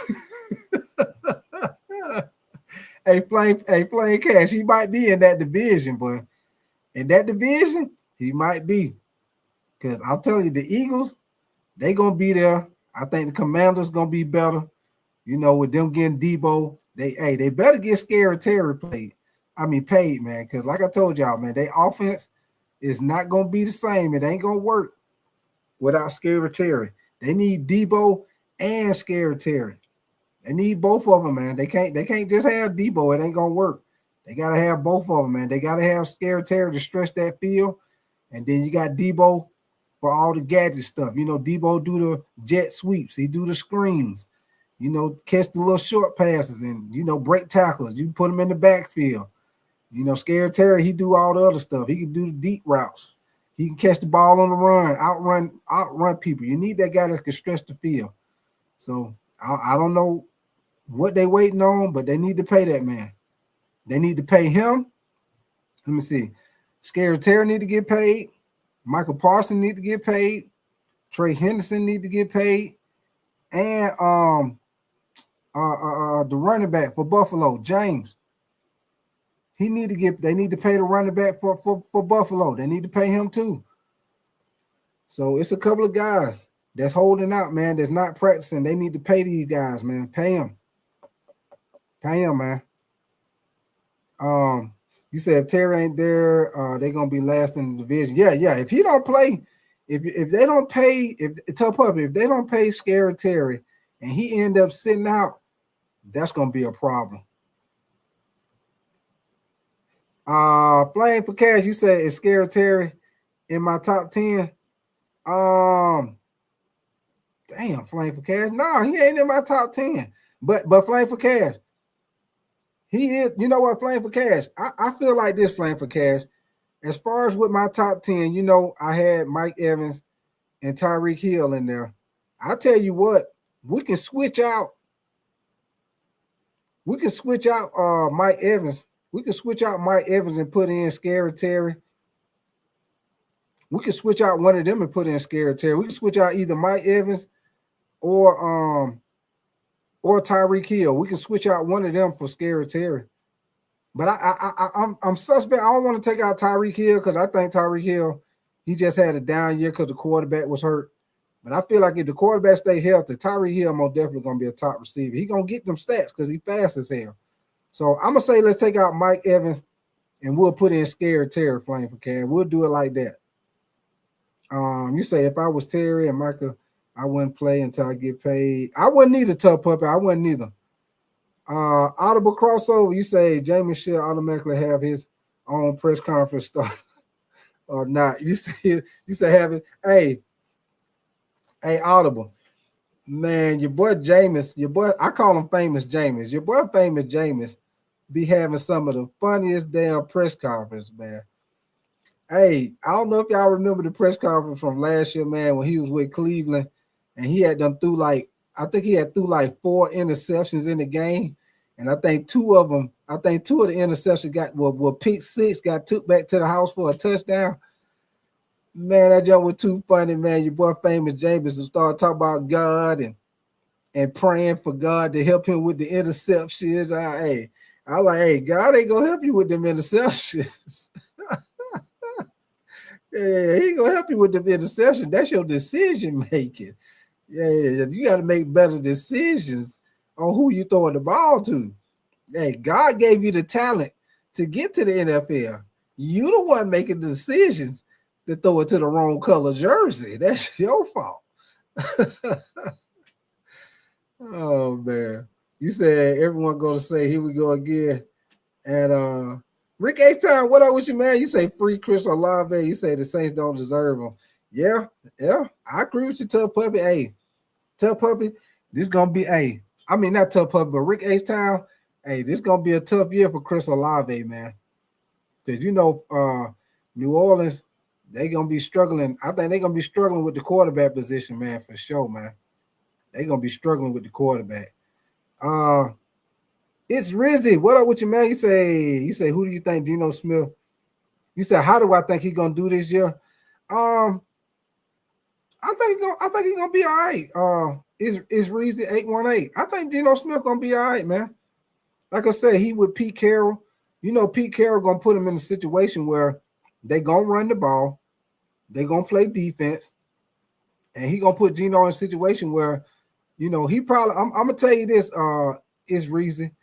I'm gonna tell you this. Geno Smith probably not gonna throw the ball as much as he did with Seattle. He probably ain't gonna throw the ball as much as he did with Seattle. Not with Pete Carroll. And that's why I say, y'all, because Pete Carroll want to run the ball. That's why I say Ashton Jeanty might get Rookie of the Year, y'all. And the reason why I say that is because Ashton Jeanty probably gonna touch the ball probably about 25 times a game as far as running the ball and catching the ball out the backfield. He gonna be the feature back. So when some people be saying Travis Hunter might get it, some people say Cam Ward, some people say everybody got different people who they think gonna win the Rookie of the Year. But this is my thing, y'all. Most of the time, the guys that win Rookie of the Year are the guys who touch the ball the most, which most of the time, if a quarterback do good, he gonna get it. Running back, he gonna get it. So that's why I say I think it's gonna come down to if Cam Ward have a good year, Cam Ward gonna get Rookie of the Year. If Ashton Jeanty get like 1,000 yards, Ashton Jeanty gonna get it because he gonna have way more opportunities to have the ball in his hand. Somebody like Travis Hunter, even though he gonna play both sides, but in order for Travis Hunter to get Offensive Player of the Year, he gonna have to put up some yards on offense. He gonna have to put up some yards on offense, y'all. And I'm gonna tell y'all right now. I don't know if y'all looked at it, but Jacksonville. I'm finna pull up Jacksonville's schedule, y'all, and I'm finna let you know the matchups that Travis Hunter gonna see throughout the season on offense and at defense. I'm finna show y'all the cornerbacks that he gonna have to face and the wide receivers that he might have to face at the cornerback position. Y'all hold on. I'm finna show y'all because I don't think y'all realize your boy Travis Hunter is in for a rude awakening, man. Let me show y'all something right quick. Hold on. Let me pull up their schedule right quick. Hold on. Give me 1 second. Give me 1 second. Let me pull up their schedule, man.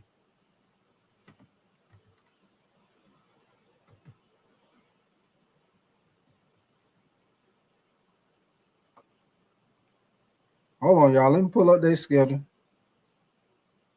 Give me 1 second. I'm finna show y'all what I'm talking about, man.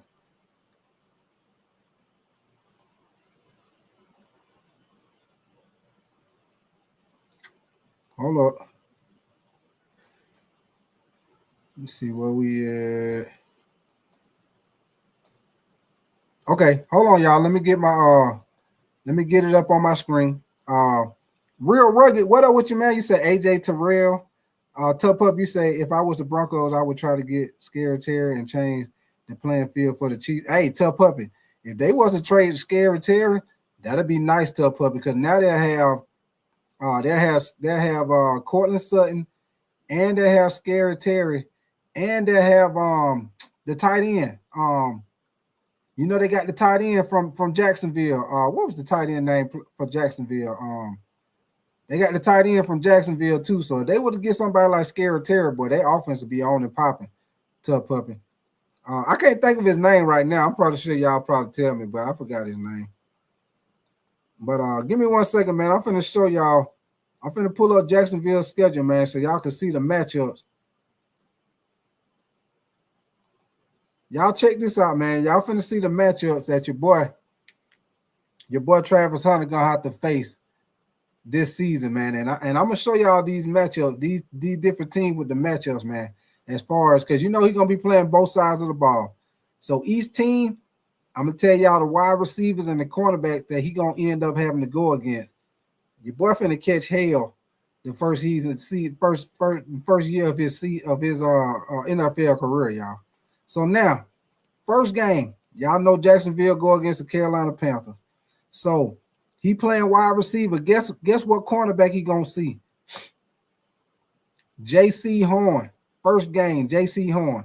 Wide receiver, he gonna have a rematch with Tech McMillan. Y'all know in college when your boy Travis Hunter went against Tech McMillan toasted his ass in college. So that's the first matchup. Now, second week, he got the Cincinnati Bengals. JAMARR Chase, T. Higgins. Hey, that's gonna be a problem. Week 3, you got Derek Stingley. You got what's the running back? The wide receiver Nixon. Week 4, 49ers. I don't know if Brandon Ayuk could be back by then, but if he is back, you got Brandon Ayuk, you got Jennings. Now look at this, y'all. Week 5, Kansas City. You got McDuffie at corner.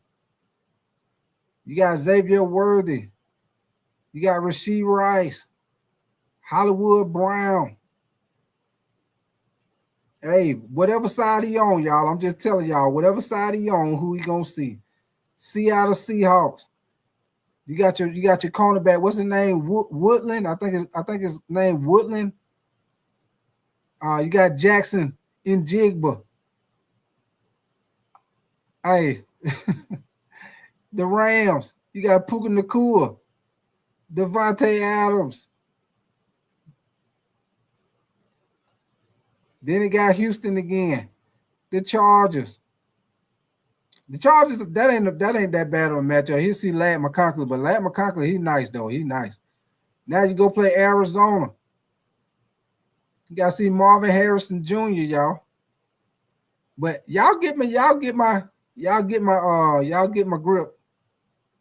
Y'all see?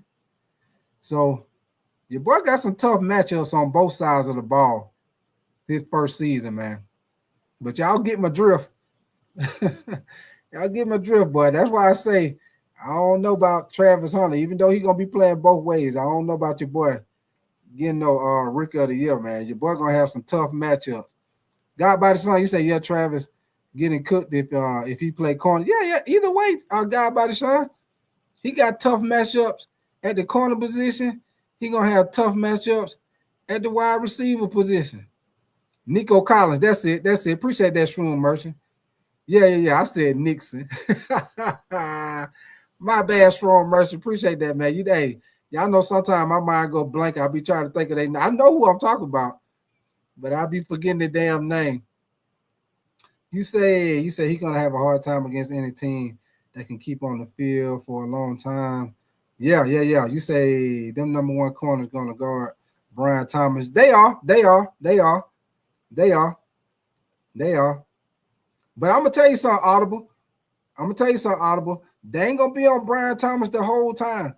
Because if you think about it, Audible, it's very few cornerbacks that what I call follow. It's very few cornerbacks in the NFL. It ain't like how it used to be, Audible, how you had Revis Island. You know what I'm saying? He get on your top receiver and Revis Island on your ass the whole game. You know what I'm saying? You ain't got a whole lot of cornerbacks like that, man. You got some good cornerbacks, but they don't follow. Like Sauce Gardner. Sauce Gardner, he don't follow, man. If y'all look at the Jets play, Sauce Gardner is not following your top receiver. He gonna stay on that same side of the field. Whatever side he line up on, Sauce Gardner gonna stay on that side of the field. Now, I will tell y'all this. Now that they got a new head coach with Aaron Glenn, I don't know if Aaron Glenn might put in the scheme where Sauce Gardner might start following the top receiver. I don't know. But I'm just looking at what the Jets been doing in the past. And the way they've been playing in the past, Sauce Gardner do not follow. He stay on the same side of the field the whole game. He do not follow. Just throwing that out there y'all, man. You say once he starts getting hit, you say watch him run to the coach and say he don't say he don't want to play no more. You say playing all them snaps. Goku, you say Travis Hunter gonna kill that wide receiver, and Tough Pup, you say he won't be able to sustain that a whole season. Wear and tear gonna kick. Yeah. I don't think he is neither, y'all. I don't think he is neither. But this what I will say, y'all. This what I will say. If they already done said he gonna play both ways, y'all. So, but I don't think he gonna play both ways like how he did in college. I don't think he gonna be playing both ways like that. I think what he gonna do is whichever side of the ball, I think they say he's gonna be more playing wide receiver. I think I forgot, man. But I'm gonna put it like this: whichever side of the ball that he play the most, the other side he not gonna play as much. He'll probably get certain plays that he play. I don't know if he'll get more snaps at wide receiver or corner. But whichever one he get more snaps on, the other one he not gonna get as many snaps. He'll probably get certain plays. You know, that he'll like if he mainly a corner, he'll probably get certain plays he'll be able to get in at wide receiver. But I seriously doubt, y'all, if your boy gonna be doing that shit the whole game like he did in college. If he try to do that, man, as the NFL season go, his body gonna start getting beat up, man. Because one thing about Travis Hunter, even though he a great athlete, he not a big guy, y'all. He's slim. He not a big guy. He's a slim guy. Not a big guy. Not a big guy. Jason Brown, what up with you, man? You said Shaq said if the Cowboys don't win the first game of the season, you say he'll wear. Oh, I'll tell you what, Jason. I wouldn't have made no bet like that. I will definitely wouldn't have made no bet like that. But but it's a good. I wouldn't have made that bet, Jason. But I understand why he made it because you know the Cowboys play the Eagles the first game of the season, and I'll be shocked, Jason Brown. I will be shocked. That will probably be the upset. That would probably be the upset of the year, man. If the Cowboys play the Eagles the first game of the season and them motherfuckers fuck around and beat the Cowboys, they fuck around and beat the Eagles the first game. Oh yeah, that's got to go down as one of the big upsets of the year, man. I know it'll be the first game, and you still got plenty of other games to play, but it's gonna have to rank up there as one of the top upsets. Because I'm telling you right now, don't nobody think the Cowboys gonna beat the Eagles, probably but the Cowboy fans. Cowboy fans probably the only ones who probably say the Cowboys can beat the Eagles. Anybody else gonna say hell no, they ain't beating the Eagles. For sure, man. You say you neither, yeah. Tough Pup, you say Eagles versus Cowboys gonna be a low scoring game. But hey man, y'all give me 1 second, man. You say Dak Prescott like 11-4 against my. Oh, he is. Damn, I didn't know that audible crossover. 11-4, man. That's a good. Hey, we got a pretty good record against the Eagles. I didn't know that, Audible. Appreciate that info, Audible crossover, man. I didn't know he was like that against the Eagles. But we still got to see though. We still got to see Audible. Yeah, hey, Audible.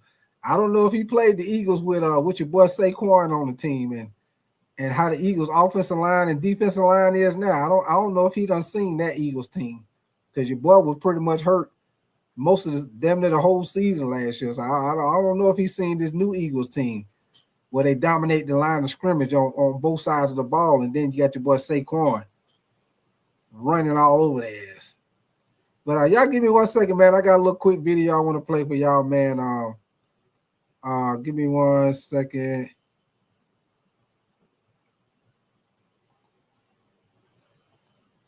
Just got a little quick video I want to play for y'all, man, about a little update on what's going on. In the NFL with the different training camps. Also, y'all, another thing we're gonna talk about. I want to look at we also gonna look at the top wide receiver duos in the NFL too, y'all. While we talking about the wide receivers, after I do this video, we'll talk a little bit about the top wide receiver duos in the NFL. Matter of fact, we'll do the top 10 wide receiver duos in the NFL after I do this video, man. Like I say, this video gonna be a little update on what's going on with the different training camps. It was some teams had some joint practices today and stuff like that. So y'all know how it go, man. What up with you, Rashard, man? No question who. What up with you, brother? You say we play them twice a year, so how we didn't see them Eagles. And appreciate you coming through, Rashard, man. Let's get it, y'all. Y'all give me 1 second. Can't wait. Bart Scott, Dolphins and Bears on Sunday. What can't you wait to see? Oh, that's my wrestling promo right there. That's all I need. I'll tell you what, I can't wait to see who these Miami Dolphins are. They lost a lot. They got questions about their culture. Tyreek Hill, Waddle, Tua, he's been healthy, but it still hasn't benefited. Listen, this was supposed to be boy genius. This was the first, the new Sean McVay when you talk about McDaniels. It hasn't worked out. I want to see, and I can't wait to see if they have a backbone. Lewis, if we see Caleb, what do you want to see from him in the preseason? Yeah, it's just going to be about timing and rhythm and accuracy. That's really what, what Ben Johnson is really trying to emphasize, it sounds like to him, is just playing within the structure of the offense, knowing where to go with the football, playing on time. Every play doesn't have to be a dramatic play. Again, it's the same thing for every young quarterback, right? That's what every coach wants him to do, not create any negative. Hey, Jason Brown, who did the Celtics pick up yesterday? I didn't see that. Who they picked up yesterday, Jason Brown? Let me know. I didn't see that, Jason Brown. Plays of his own doing, play within the context of the offense. Sometimes you're going to go off script because that's the way football is. But just learn the basics of this offense, and I think he's working hard to do that. I'm hoping he can display some of that. Mike Tanman, Tyreek Hill's always been this electric player. You put up with a lot, but a lot of different sound coming out of Dolphins camp. He had a comment about how they ran practice, and McDaniel then responded to that. Tua came out. Tyreek Hill. Should the Dolphins look to trade him? No, you're trying to acquire explosive players like Tyreek Hill. Look, we know about their injuries in the secondary. They're going to have to outscore teams much the way we've talked about others. So to me, like when Tua is out there with Tyreek Hill and Jalen Waddle, they're as explosive as anybody. I'm doing the opposite, Peter. I am featuring him because they're going to have to score a lot of points, and they can with a healthy offensive group. We've been following this whole offseason. It was weird. He said, we shouldn't be giving the ball to Devon Achane. We should be giving it to Jalen Wright. Saying things that are really out of his wheelhouse. And yet, do you put up with it? At some point, do you say, hey, dude? There's always a breaking point, but I'm with Mike. Like, the greater the talent, the greater the tolerance, as the great Andrew Brandt says all the time. And that's what this is. That's what this is about. They understand what he is. He's the most dangerous guy in the NFL in terms of being able to win a game on one single play in the blink of an eye. Him and Saquon, there's no one else who can touch them. So, look, is it a distraction? Is it annoying as hell? Yeah, it is. Does it get to a point where, hey, look, they even may say, you know what, enough's enough. Now, I'm not saying Kansas City said that, but Kansas City, look, they were okay without him. All right, pay him what? Exactly. So I think for here, though, in Miami, there's a much bigger picture thing going on with this football team than just Tyreek Hill. There's some other fundamental issues. You say what, Rashard? Rashard,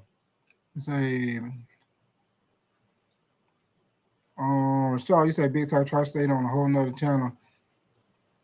You say Ryan shit talking shit about this channel and nigga not knowing. So Let's see, only one player. Oh, okay. I got you, Rashard. I got you. That Mike McDaniel needs to figure out here. And it's not just about getting the ball to Waddle and getting it to Tyreek.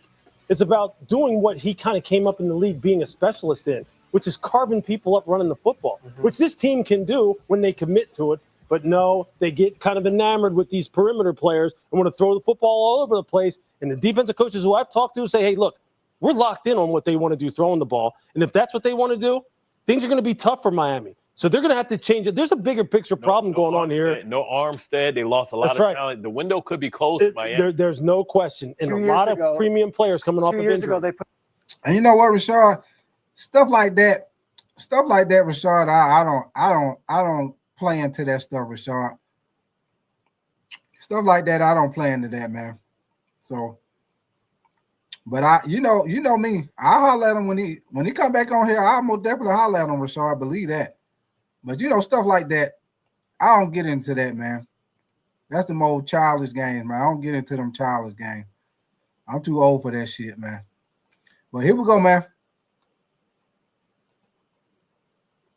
Put up 70 points on Vance Joseph's defense and the Bronx. 70 points. I feel like that's been 20 years ago. Do you fear the Dolphins if you're a team like the Buffalo Bills in the AFC East? I don't, because I think they're going to self-implode, right? They have a culture problem. When you start hearing things from us or guys that have exited there saying, hey, guys are getting away with too many things. There's no structure, no discipline. When there's no discipline, I don't care how talented you are, then it's going to the wheels are going to fall off.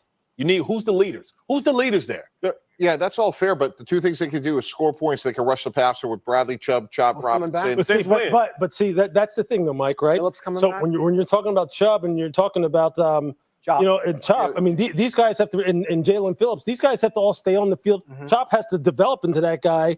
Chubb and Phillips have to make sure that they stay healthy all season long. There's so many questions surrounding this team. Really fascinating team. Jets-Packers is on Saturday night. I can't wait for that one. Bart, you can't wait, but what can't you wait about this particular matchup? Listen, they bet on Justin Fields. And listen, I've been at practice, and, we talk about how Caleb Williams is going to struggle with learning how to be under center. Well, Justin Fields as well, because they're trying to implement the Lions type of system there as well. I think they need to say, listen, understand what you have. And build around it. That's what great coordinators do. I want to see, they should look like the 2019 Baltimore Ravens. It should be those three running backs. It should be Justin Fields throwing the ball 20, 25 times, play with great defense, and run with that three-headed monster and use him like a used rental car. You know how those rental cars are. You smoke cigarettes in it. You got McDonald's packages in the back. You abuse it because you know you ain't bought it. Ketchup packets. It don't count. You ain't buy it. You rent it. That's how you want to treat Justin Fields, like a used rental car. Absolutely. Run, baby, run. When is your show on in New York every day? About 10 o'clock. Okay, that's good. Everyone, that's what you're getting. Okay. Mike, what are your thoughts on a used rental car, Justin Fields? I'm buying Justin Fields. I'm not renting him. He is as like-minded with his head coach as we've seen in a long time coming out of the Jets. I'm not sure how many points this team is going to score, but they are going to be tough. Yeah, I seen that, Mick Swagger. I seen Shedeur going to start Friday. And hey, Mick Swagger, I was saying earlier, hey, I don't know if y'all think that they might be trying to set your boy up to fail, man. They're going to be well coached. And I'm just really intrigued by Justin Fields. He's reunited with Garrett Wilson, where they had massive production at Ohio State.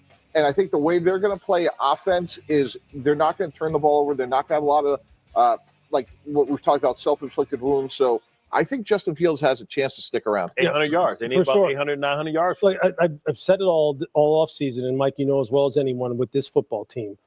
Look, Tanner Engstrand, the offensive coordinator, that is the guy who has the bright lights on him, because really the philosophy of this offense is pretty simple. It should be pretty. I don't know what happened. Rashard, Tri-State, I don't know what happened. But, hey, I ain't worried about that stuff, man. I don't know what happened. I wasn't over there. So, hey, we good, man. I ain't worried about that, man. I don't know what happened. I wasn't over there, so it's all good in the hood, baby. I appreciate y'all coming through for sure. Like so evident to him, and make your head spin. Look at all the investments they made on the offensive line. Look at the backs and look at your quarterback. You should be top 5 in the league running the football. There's just no ifs, ands, or buts about it. And if you're not, Tanner Engstrand, you should be looking for work a year from now. It should be that simple. Run this football and run it down everyone's throat. You have the horses to do it. Let's look to the other side of that game because I think the Packers are really interesting too. And Jordan Love has gotten a little bit better. Then you're kind of wondering, is he plateauing or could he get to that next level? We know. Hold on, let me see what you say.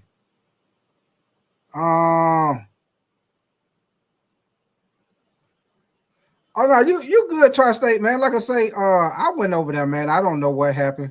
So we are, hey, it's all good, man. Hey, we good. I ain't tripping. We good, man. Like I say, I don't know what happened. I don't know what was said. I don't know, man. So it's all good in the hood, man. We good. Let me see what you say.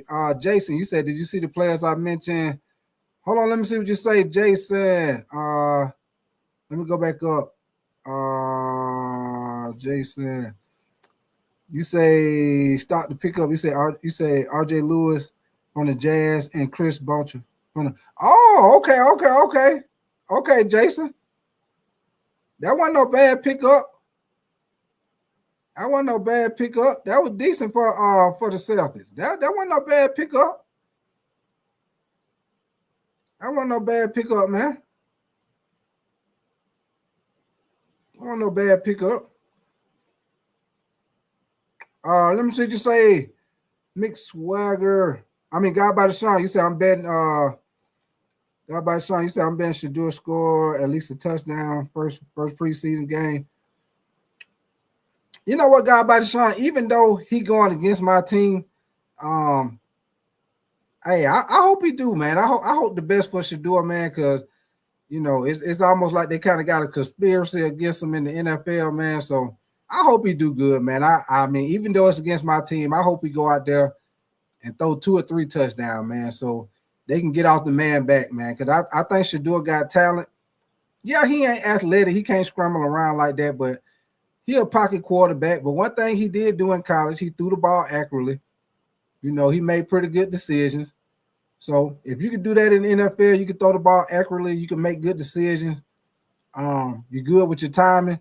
You could be successful in the NFL still being a pocket quarterback. Jared Goff do it. Matthew Stafford do it. There's still quarterbacks that do it, man. So, you know, you could do that. Tri-State, appreciate that super chat, man. You say where they had my guy DJ Moore at. Tri-State, if I ain't mistaken, I think they had DJ Moore down around 20 or somewhere around there, Nick Tri-State. I'll get back on it in a minute after I play this video, but I think they had him somewhere down between 15 and 20, if I ain't mistaken, Tri-State. I think they had him somewhere down in there for sure. But here we go, y'all. Y'all give me 1 second. Give me 1 second, y'all. How Mike Tannenbaum feels about him going into 2025. When I look at that wide receiver room, Lewis, what stands out to you? The drops. That was the problem a year ago, and that's something they need to really fix this year. They have to make sure they're hauling in the football. They had, a top 5 highest drop rate among the wide receiver position last year. You just can't have that. Romeo Doubs, you got to be able to catch the ball. Watson, you got to be able to catch the ball. They have to come through for this young quarterback. One who has mentioned already that rookie Matthew Golden has been spectacular in training camp, has been very dependable for them. And look, Jordan Love, I'm with Mike. I'm a big supporter of him, and I believe he is uber talented. But as we know, quarterbacks are only good also as the people around them. And if he can get the wide receiver group, which is young and green, to come along and really develop, this team is dangerous. And they're deep at that position. This team is dangerous. They have a lot of young guys, and they're like a basketball team, different sizes, different positions. So I am not out on that Packers wide receivers room, even though they don't have that bona fide number 1. Bart, one more game for you. Commanders versus Patriots. They're doing some inter-squad practicing today. What can't you wait to see in this one? These young quarterback matchups, right? I believe they were come out of the same draft, right? Or close to it, right? Yeah. You got Jake Daniels. Is he going to have like the sophomore slump when you think about what happened with C.J. Stroud? We thought he was going to be otherworldly. I mean, can they figure out the carry stuff, right? Mm-hmm. Can they get him satisfied? Because this team has going all in, and they have a unique window, just like the Seahawks had, the Texans had, to be able to win with a quarterback where you can go out and get hired guns, you can get mercenaries. They have an opportunity, a 5-year window before they have to make him the highest paid player in the NFL as well. So can they take advantage of that? And also the Vrabel effect. Can Josh McDaniels do something with Drake May? They spent a lot of money in the offseason. They won the offseason. They spent a lot of money. They needed to spend a lot of money. But can Vrabel be the right guy? I'm wondering if Adam Peters, the GM of the Commanders, is watching us all week and watching us talk Micah and talking about Jerry and saying, okay, good, because that takes the spotlight off of us. Because honestly, this situation is almost as concerning that Terry McLaurin still. It is. But this is a front office that's batted 1,000 since they've been there. They sure have. Terry McLaurin's under contract. He's going to be a free agent. If they don't get a deal done, he just plays, and we'll see what happens. And they have a superstar in Jaden Daniels. I'm sure part of their thinking has to be like, in another year when we have to pay him, do we want to make sure that we have all? Jason Brown. I seen who you said. R.J. Lewis from Utah and Chris Bosher from Toronto. Yeah, that's a good pickup, man. I like Chris Bosher. I think his name is Bosher. But yeah, I like him, man. I think they were two good pickups for the Celtics, man. They're two good pickups for sure. Rick H-Town, you said, who did the Patriots have at wide receiver? You said, did they sign anybody? Well, Rick H-Town, I don't know if you know, but they picked up Stephon Diggs, and you already know they had what's your boy? Is it Bourne? Last name? What is it? Kenyon Bourne or something like that. But they picked up Stephon Diggs, Rick H-Town.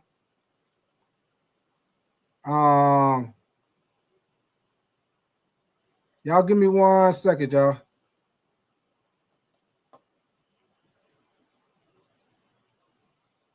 I'm gonna after I finish playing this, y'all.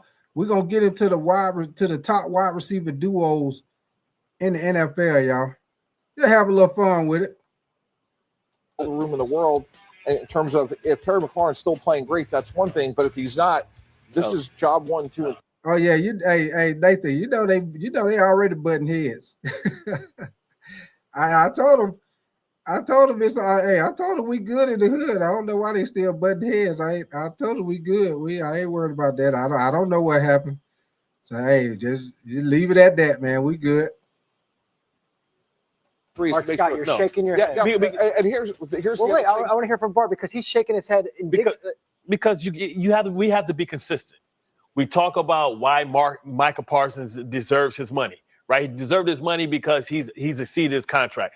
Like Scary Terry, the thing you talk about speaking to your locker room, don't go pay a guy like Debo to come here and give him money. And I've been here during the bad years. I've been sitting up here playing with who knows who of quarterbacks, basically playing with glorified cones with jerseys on. And then you treat me like that? Like just because I'm at the age of 30, what message are you sending to your locker room that way? He's not even 30 yet. Right, but what message are you sending? No, I'm with you. Hey, man, I have been. You gonna pay Debo? Or do you pay him no, you future performance? No. Say, I'm not paying him. But you know what? See, that's the argument that would be made. I know everyone says, pay the man. Of course it is. Of course it's about future performance. No one talks about that more than me. It is about future performance. But I think sometimes, like, we try to fight this boogeyman about that 30-year-old mark. Yeah, correct. You know, and we sometimes kind of over-exaggerate this as if every single guy who is 30 How's Mike Evans looking? is just going to drop off a cliff and he's not going to be. Here's my thing with Terry McLaurin, man. They, like I said before, man, they need to pay your boy Scary Terry, man. I know he's about to turn 30, but I say he's still performing at a high level, y'all. Pay the man. Just give him a short-term contract. Because y'all know how it is, man. You got some in Jaden Daniels. They should, try to pay him and try to make a Super Bowl run while they got that window, man. Why they ain't got to pay Jaden Daniels all the money. And try to make a run, man. Try to take y'all about 2-3 year window. Try to make a run. Maybe see if you can try and scare Terry to like a 3-year contract. That way, by the time he about 33, it'll be about time to pay Jaden Daniels. And y'all can get y'all another receiver by that time because he'll be like 33. So that's what I say, man. Give him about a 3-year deal. And, pay him pretty good money. And give him a 3-year deal, man. Pay that man, though. Because, like I said, the offense ain't going to click without your boy, man. Without your boy.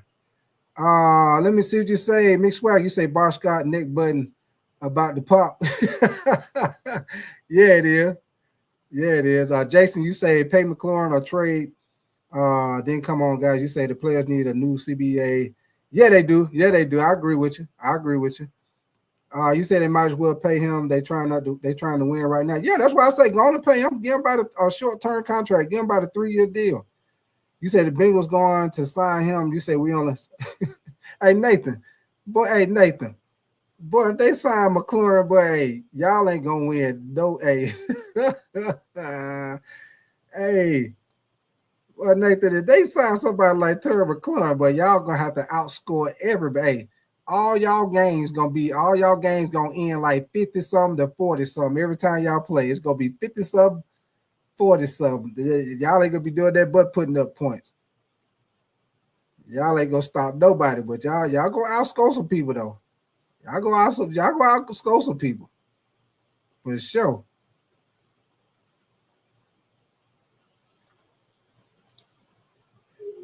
You say first team up to 100. Y'all give me 1 second. Let me take care of my daughter right quick. I'll be right back, y'all. I'm finna playing this video right quick, and I'll be right back. Worthy of getting the kind of extension that pays him more in line with what guys who are producing at his level is right now. Look, I think the $30 million per year level is fair for Terry McLaurin. Yes. If he's not at that level, he is underpaid. It's as simple as that. He deserves it for staying and being a good soldier, not trying to run out of town. He could have ran out of town after year 3. He deserves it because he's still a good player. Yeah, I would pay him, but Lou, you said this an hour ago. Like some decisions are hard, some are easy. Paying Micah is really easy.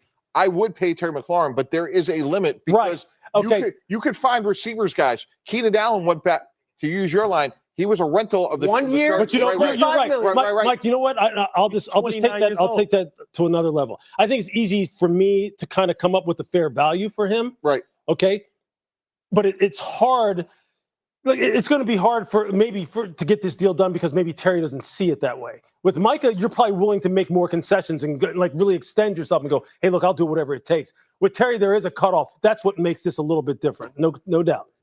I've been here. We're going to call you blank check Bart? No, I've been here, man. He went through the lean years, man. He went through the hard part. He didn't run. You're talking past tense. Right. But there's a limit. Let's go. We got plenty more to talk about. Negotiations come up. This is it. Bart Scott wants to represent. I want all the money in the room. We've got.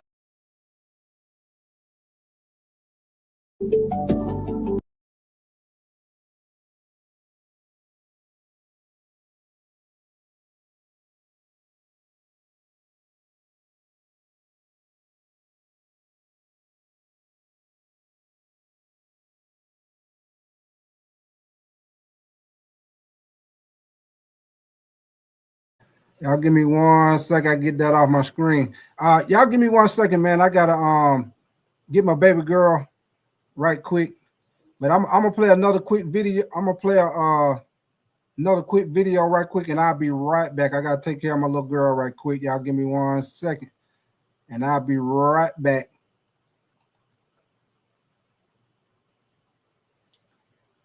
Hold on 1 second.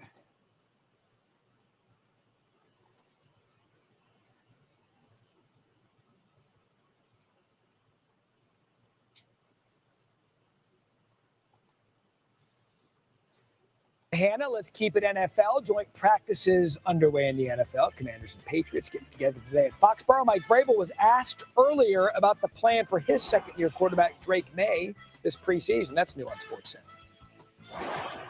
I would say most everybody that's healthy should expect to play in the game. How long they'll play, I don't know, but we have to prepare to play in football games and prepare to win football games. So that's the mentality that we're going to take. You were a teammate at Cliff Kingsbury for a relatively short period of time. What, if anything, do you remember about him as a player? He wasn't better than Tom Brady. Fair enough. As we welcome in Louis Riddick to join us to talk little joint practices. And Louis, this will be Drake May's first year in the Josh McDaniels offense. We've seen this work for the Patriots before. What are you going to be closely watching from Drake early on in the season? Yeah, Matt, just his level of comfort, his level of mastery of this offense is going to be totally new to him, and it has a lot of new components. I mean, 4/5 of this offensive line wasn't on this team last year. I mean, so it's a totally new group up front. They're integrating new running backs, drafting Travion Henderson out of Ohio State. They have new wide receivers now. and they draft Kyle Williams out of Washington State, who has a rookie. He looks fantastic. Stephon Diggs coming off of the injury to his ACL. He's going to be a big component of this. So there's a lot that Drake has to kind of take in, all while at the same time trying to master an offense that puts a lot on the quarterback and a lot on his ability to really make good decisions, both pre-snap and post-snap. So, look, I think for him, it's just a nice, steady progression that you want to look for in his ability to get this team in and out of the huddle, not have negative plays, not turn the football over, and just grow throughout the course of the season, with all the new players that are also trying to grow and gel and come together. Yeah, and you hit on it in the first part of that answer. I think everyone saw Drake and flashes last year, but no weapons around him. They did everything they could to address that. So the growth of this young team is going to be fascinating to watch. And the other side of this practice, another year two quarterback, didn't see that he needed to grow at all in Jayden Daniels. Coming off a run of the NFC Championship game, he looked like a veteran from snap one, but he's still a year two guy. So what kind of growth do you want to see from Jayden this season? Look, I think a lot of the growth that you'll see from him is going to be predicated on how about having his best players around him, so he doesn't have to kind of go outside of structure and do things that maybe you wouldn't normally ask him to do, which is run the offense efficiently, see the field clearly, get the offense in and out of the huddle, push the ball down the field. They need Terry McLaurin on the team in order for Jayden to kind of realize his full potential. See, we're falling into this trap very quickly with Jayden Daniels in terms of the discussion surrounding whether or not he's going to have a year or two slump, of thinking that this guy's been playing for 5-6 years. He was just a rookie last year, which speaks to, Matt, as you know, just how good this young man was. But if you start taking away weapons from him and you start making him do more, what do you think that's going to do to his growth? Right. It's going to make it even more lumpy and uneven, because he's going to try to do more things than he should. So I think it's important for this Washington front office to come to some kind of resolution with Terry McLaurin, because they just don't have enough outside of that in order for you to say, Jayden will be fine no matter what. He won't be.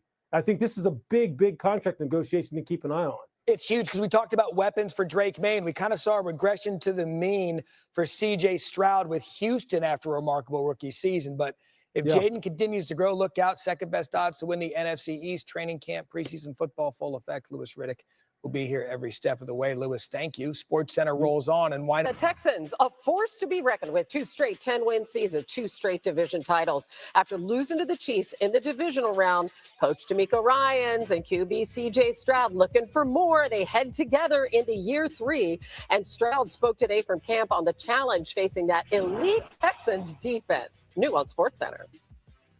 Every day we're growing. We're, everything's starting to come a lot easier. We're starting to make more plays, know what guys are good at in the scheme, and trying to fit the guys to do those type of things. So, it's not overnight. So, our defense, they've been together for 3 years almost, like a lot of the same guys. So, they're making calls and checks quicker sometimes than we can, and then it's vice versa. So, I think it's good. We're one of the best, I think the best defense in the league, and it's been hard, but it's also, very great for us to get a good challenge every day. Yeah, and he's going to get a lot more autonomy this season at the line of scrimmage. So how to prepare for that better than facing this defense, which over the last 2 seasons is top 10 and yards per rush, yards per game, points per game, QBR, and they got even better adding the likes of C.J. Gardner-Johnson. They're getting together today for a joint practice in Charlotte before they play on Friday. Kevin Stefanski speaking earlier today about the quarterback plan for their first preseason game, new on SportsCenter. We got game Friday night coming up. We'll rest some starters. Some players will play, obviously holding out some guys due to injury, as you know, and then we'll play Shedeur at quarterback. We just signed Snoop Huntley, as you guys saw. We'll get Snoop back up to speed quickly. He's been in a couple different offenses. All right, y'all. All right, man. Let's get back to it. Let's get back to it. Appreciate y'all being patient with your boy, man. My little girl done woke up.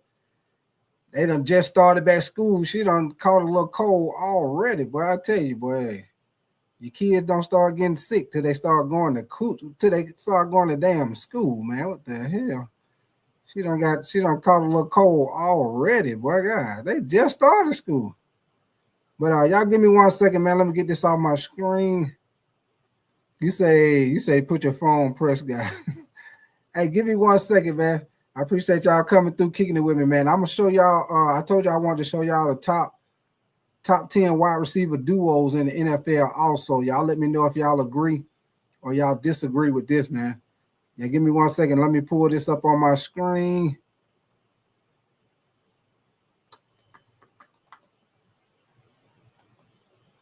Okay, y'all. This is the top wide receiver duo in the NFL. Give me 1 second. Let me get this up on my screen. So as y'all see, at number, they start from the lowest to the highest, y'all. They're going from the lowest to the highest. So first, they got at number 10, they got Malik Neighbors. I'm sorry, y'all. Brian Thomas Jr. and Travis Hunter at 10, at number 10 right now. Even though Travis Hunter ain't played yet, they got Brian Thomas Jr. and Travis Hunter at 10. What up with your Luis Martinez? You said the Eagles got a really good chance to repeat. Yeah, they do. They do. All right, number 9, y'all. Number 9 top duo, as y'all see, Mike Evans and Chris Godwin for the Tampa Bay Buccaneers. And number 8 top duo in the NFL, they have Drake London, Darnell Mooney for the Atlanta Falcons. At number 7, they got your boy Scary Terry and Deebo Samuel at number 7 for top wide receiver duo in the NFL. At number 6, they got CeeDee Lamb and George Pickens. At number 6 top wide receiver duo in the NFL. At number 5, they got Puka Nacua, Devontae Adams at number 5, top duo NFL. At number 4, they have A.J. Brown and Devontae Smith. Hey, y'all asked me, I thought A.J. Brown and Devontae Smith were going to be a little higher. But number 4 still ain't bad, but I thought they were going to be a little higher. But they got them at number 4. At number 3, they got Amon St. Brown, Jameson Williams. I probably would have put A.J. Brown and Devontae Smith over Amon St. Brown and Jameson Williams at number 3. At number 2, you already know they got your boy Justin Jefferson, Jordan Addison from Minnesota as number 2 top duo in NFL. And y'all already know number 1 top dog is JAMARR Chase, T. Higgins as the number 1 top wide receiver duo in the NFL, y'all. So those are the top 10 wide receiver duos of the NFL, man. Y'all let me know if y'all agree or y'all disagree. But I know for a fact the top 2, them the top 2 all day long. JAMARR Chase, T. Higgins, Jordan Addison, Justin Jefferson. Now I feel like, to me, y'all, my opinion, I feel like number 3 should have been A.J. Brown and Devontae Smith. That's just my opinion. I feel like they should have been number 3. And Amon St. Brown and Jameson probably should have been like number 4 or 5. I don't know. I might put Puka Nacua and Devontae Adams over them. I don't know. It kind of flip-floppy after that. Tough Puppy said, imagine if Jefferson had Burrow. CC Motion, what up with your brother? You say, what's good, fam? You say, I gotta ask you, do you think it's who you think a better boxer, Floyd Mayweather Jr. or Ali? CC Motion. Me, if you ask me CC Motion, I'm gonna say Ali, man. I'm gonna say Ali, CC Motion. Cause see, a lot of people be looking at Muhammad Ali as when he used to be leaning up against the ropes trying to do the rope-a-dope thing, trying to get people to punch themselves out. But people got to look at Muhammad Ali when he was in his prime, and your boy had them quick hands, quick feet, and was knocking your ass out. See, Mayweather was a great boxer too. Now, don't get me wrong, because early in his career, Mayweather was knocking motherfuckers out too in the early part of his career. He was knocking people out too. But I don't know, man. I might be a little biased. But I don't know. I might go with Ali on that one though. Ace Time, you said the Rams and the Eagles both need 3 and 4. Lions at 5. Tup Up, you say Smith is better than Addison, and you say Smith and Brown should be just one Super Bowl. Rashard, I look at it like this, Rashard. I ain't gonna put them at number 1 just because they won the Super Bowl, because I still feel like Jamar Chase and T. Higgins. I feel like Jamar Chase and T. Higgins better than AJ Brown and Devontae Smith. But like I say, they right there though. Now I will say this, Rashard. Jamar Smith, T. Higgins, they number 1 for sure. But AJ Brown and Devontae Smith, you can probably put them at like 2 or 3. Because I say this, Rashard. I put Justin Jefferson over AJ Brown, but at the number 2 receiver, I'm gonna put Devontae Smith ahead of Jordan Addison. So that's why I say at the number 2 wide receiver duo, you could put AJ Brown and Devontae Smith at number 2, because Devontae Smith, I feel like he's better than Jordan Addison. So you can put them at number 2 behind them, and then put Jefferson and Addison at 3. Rashard, you say Floyd is better. You say goal is to hit and not get hit. You say Ali took punches to win fights. But see, that's why I say Rashard, he took them fights. He took them punches. That was later. That was later in his career, Rashard. That wasn't the first half of his career. So you think about the later part of his career when he came back, because for a couple of years, Rashard, they had took his belt from him, and he couldn't fight for probably about 4 or 5 years. He couldn't fight because he didn't go to the military. He didn't go over there to Vietnam. So when he came back and started back fighting, that's when he started doing that. But before, you got to look at some of his fights before. Your boy was whooping people's ass, Rashard. He was whooping their ass before he started doing that robo-dope stuff. Tri-State, appreciate that super chat. You say Puka and Devontae is the best duo. You putting them over Justin Jefferson and T. Higgins? I don't know about that, Tri-State. I don't know if I'm putting them over T. Higgins and Justin Jefferson. But I do. They are top 5 though. They are top 5. They are top 5 for sure. Shoot, I might say top 4. I might say top 4. Top 3. Maybe top 3. Jason Brown, you say guys, they're like they never seen that fight where Ali's holding up the ropes, letting dudes swing and missing every single shot. Lewis, you say, so with the Super Bowl logo theory, you say they had the Ravens going against the Lions in the Super Bowl 60. You said the Eagles are going to put that to the test. Yeah, hey, Lewis, it's a lot of people that's superstitious, when it comes to that, with the Super Bowl logo thing with the colors, man. But we'll see. The Eagles most definitely got it. They got a shot, man. They do got a shot. Weekend time, you say Floyd never fought guys in his prime. He always waited. And Shroom Merchant, you say Chase and T. Joseph Williams, what up with your brother? You say Chase and Higgins definitely better. And Audible Crossover, you say Floyd with the hair ain't dealt nobody. That's the end of his career. And Tri-State, you say we don't know if T. Higgins is a true number 1. We know Puka and Dante are number 1 receivers. You make a good point, Nick. You make a good point. But I will say this, Nick. Devontae Adams, I don't think he no longer is a number 1 receiver. But we'll see. We'll see. He with Matthew Stafford this year. Matthew Stafford gonna throw on the ball. So Tri-State, he could. Devontae Adams could have like a comeback year this year. He gonna have a better quarterback. So we'll see how it go. I mean, first of all, like I told y'all yesterday, Matthew Stafford ain't practiced none training camp, y'all. Matthew Stafford been having problem with his back.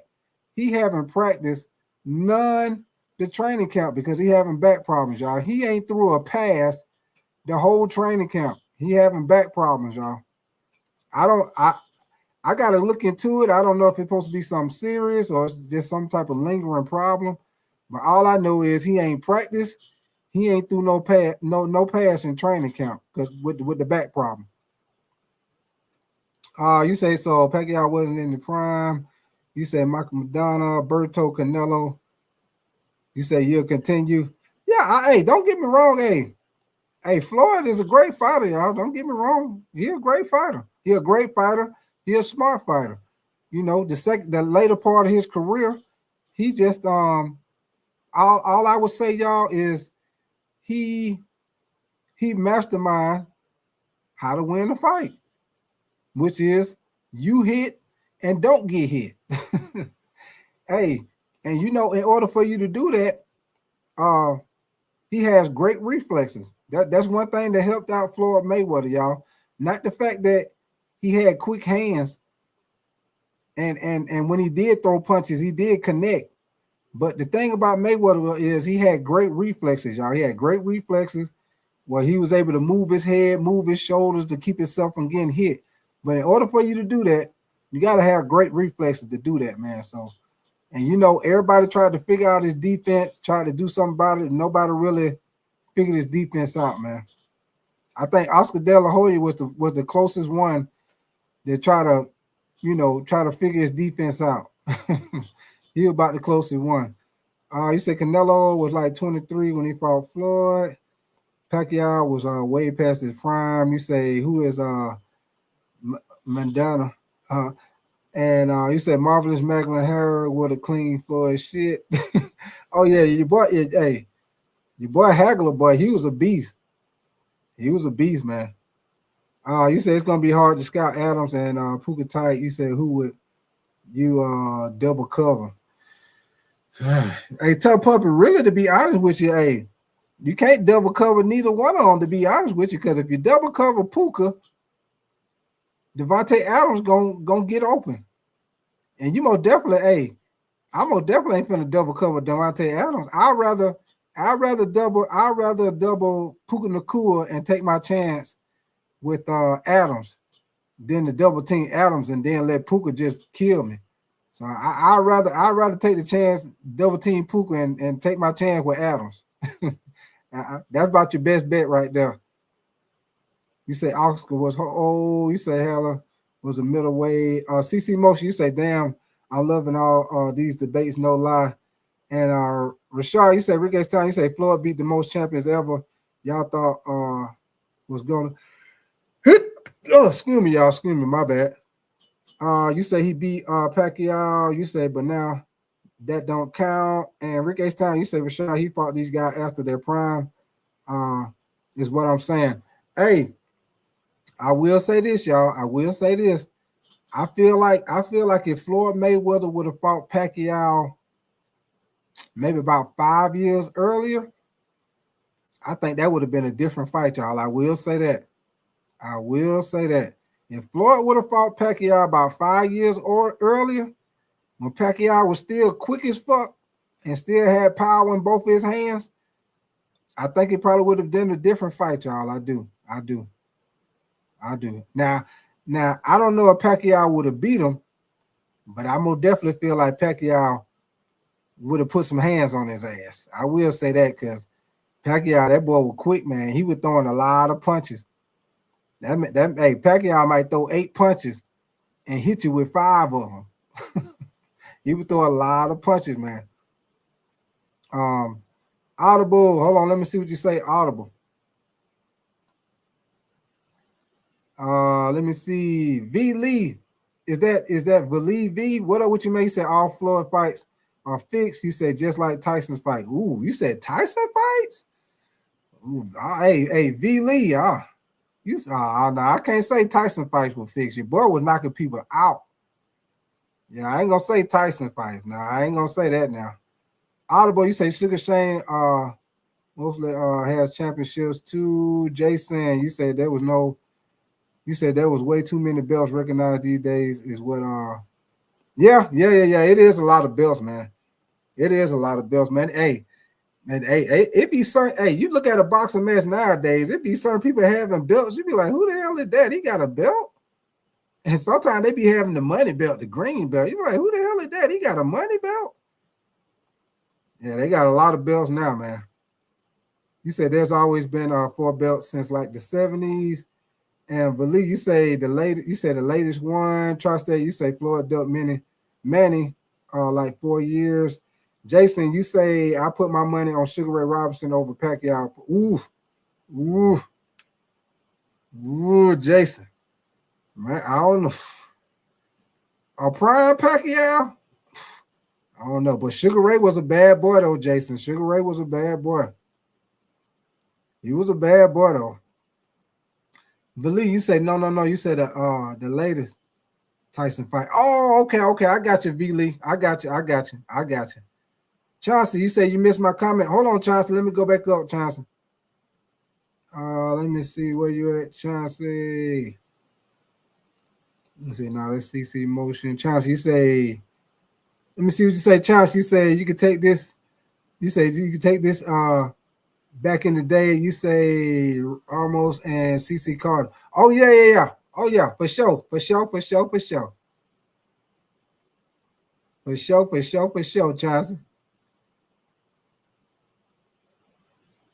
For sure.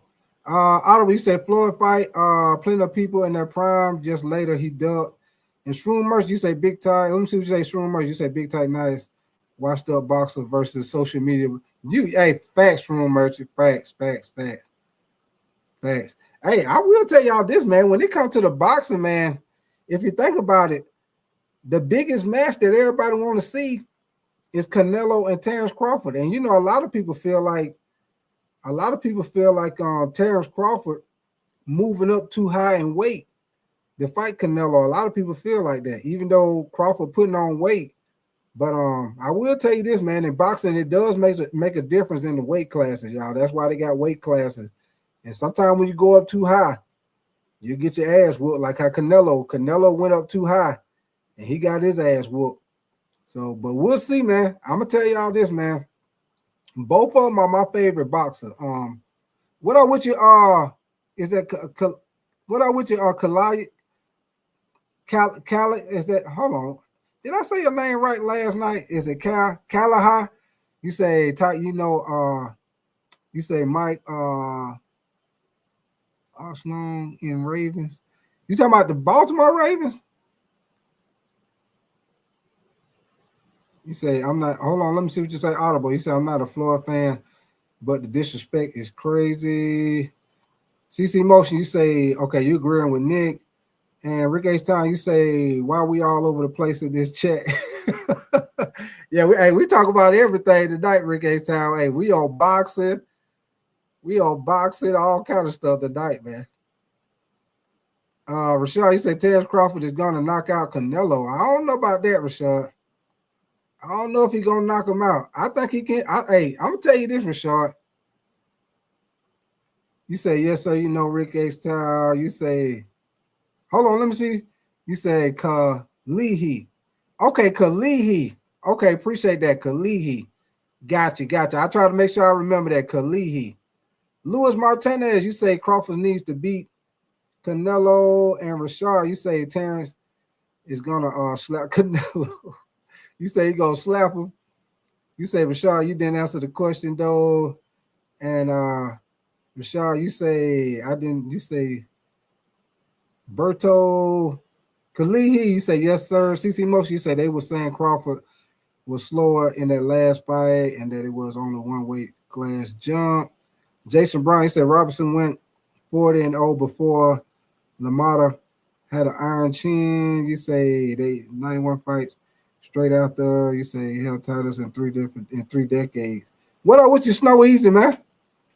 Appreciate you coming through, Snow Easy. Yes, Snow Easy. We just, you know how we do it, man. We talk. We don't start talking about boxing now, man. Audible, you say everybody says that till Canelo punches them in the liver. Hey, I will tell you this, Audible. Hey, both of these guys that's fighting, Terrence Crawford and Canelo, both of them are my favorite fighters, y'all. They my favorite two fighters. They have been for a long time. Terrence Crawford, Canelo been my favorite two fighters, man. I didn't never think we was gonna see them fight because I thought Canelo weighed too much. But I'm gonna tell y'all this, man, because Terrence Crawford is coming up so much in weight. I think Terrence Crawford can beat him, y'all, but I don't think he'll be able to knock him out. I think if Terrence Crawford win this fight, y'all, I think he'll beat him on the punch card. He'll beat him with the punches landed. I think he'll have to beat him like that. He'll have to beat him like 12-round decision.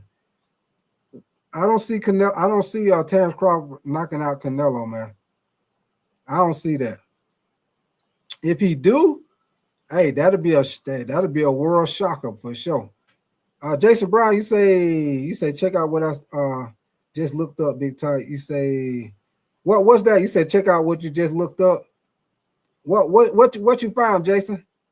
Lewis, you say who do you think is going to win the Super Bowl? Lewis, let me see. I'm gonna see. I'm gonna put it like this, Lewis. Out of the AFC, because the AFC gonna be the toughest division, and you know the AFC gonna come down to Kansas City. It probably gonna come down to Kansas City, Baltimore, and Buffalo. But I'm gonna tell you what, Lewis. I'm gonna say the Baltimore Ravens finally get over the hump, and Lamar Jackson, your boy King Henry, I'm gonna say they finally get over the hump, make it to the Super Bowl, and I'm gonna say they end up playing. I'm gonna say they play the Eagles. I'm gonna say it's gonna be Baltimore Ravens and the Eagles. Baltimore Ravens and the Eagles. You say I hope it's a draw. And Nello top 3, my favorite. Rashad, you said the Lions will win this year, and Rashad, you said Gibbs is the no, Rashad. Now he good now, Rashad. Don't get me wrong, your boy nice. But he ain't better than Saquon Barkley. No, sir. No way. No way. No how. No way. Your boy, hey, he ain't better than Rashad. He is not better than he ain't better than Saquon Barkley, man. No, Rashad. No. I can't believe you said that, man. He is not better than Saquon Barkley. Shit, he might not be. Hey, he might not be better than Christian McCaffrey. Shit, Christian, hey. Y'all know Christian McCaffrey been hurt, but when Christian McCaffrey 100%, hey, that boy is a beast, man. Snow Easy, you say, Big Ty, you hear this guy. Who you talking about, Snow Easy? Michelle, you say the Ravens couldn't win the Boston Fried Chicken in the church game. Damn. What up with you, Austin, man? You say go Seahawks. Appreciate you coming through, Austin. Oh. Yeah, I don't know what he talking about, Snow Easy. Your boy tripping tonight, man. He said, he know good damn well Jameer Gibbs ain't better than Saquon. He ain't better than Saquon Barkley, man. You know Saquon Barkley, he the number one back in the NFL, man. He top dog for a reason, man. Rashad, you say the Ravens know nothing about winning. Jason, you say you already talked about it just a second ago. Okay, Jason.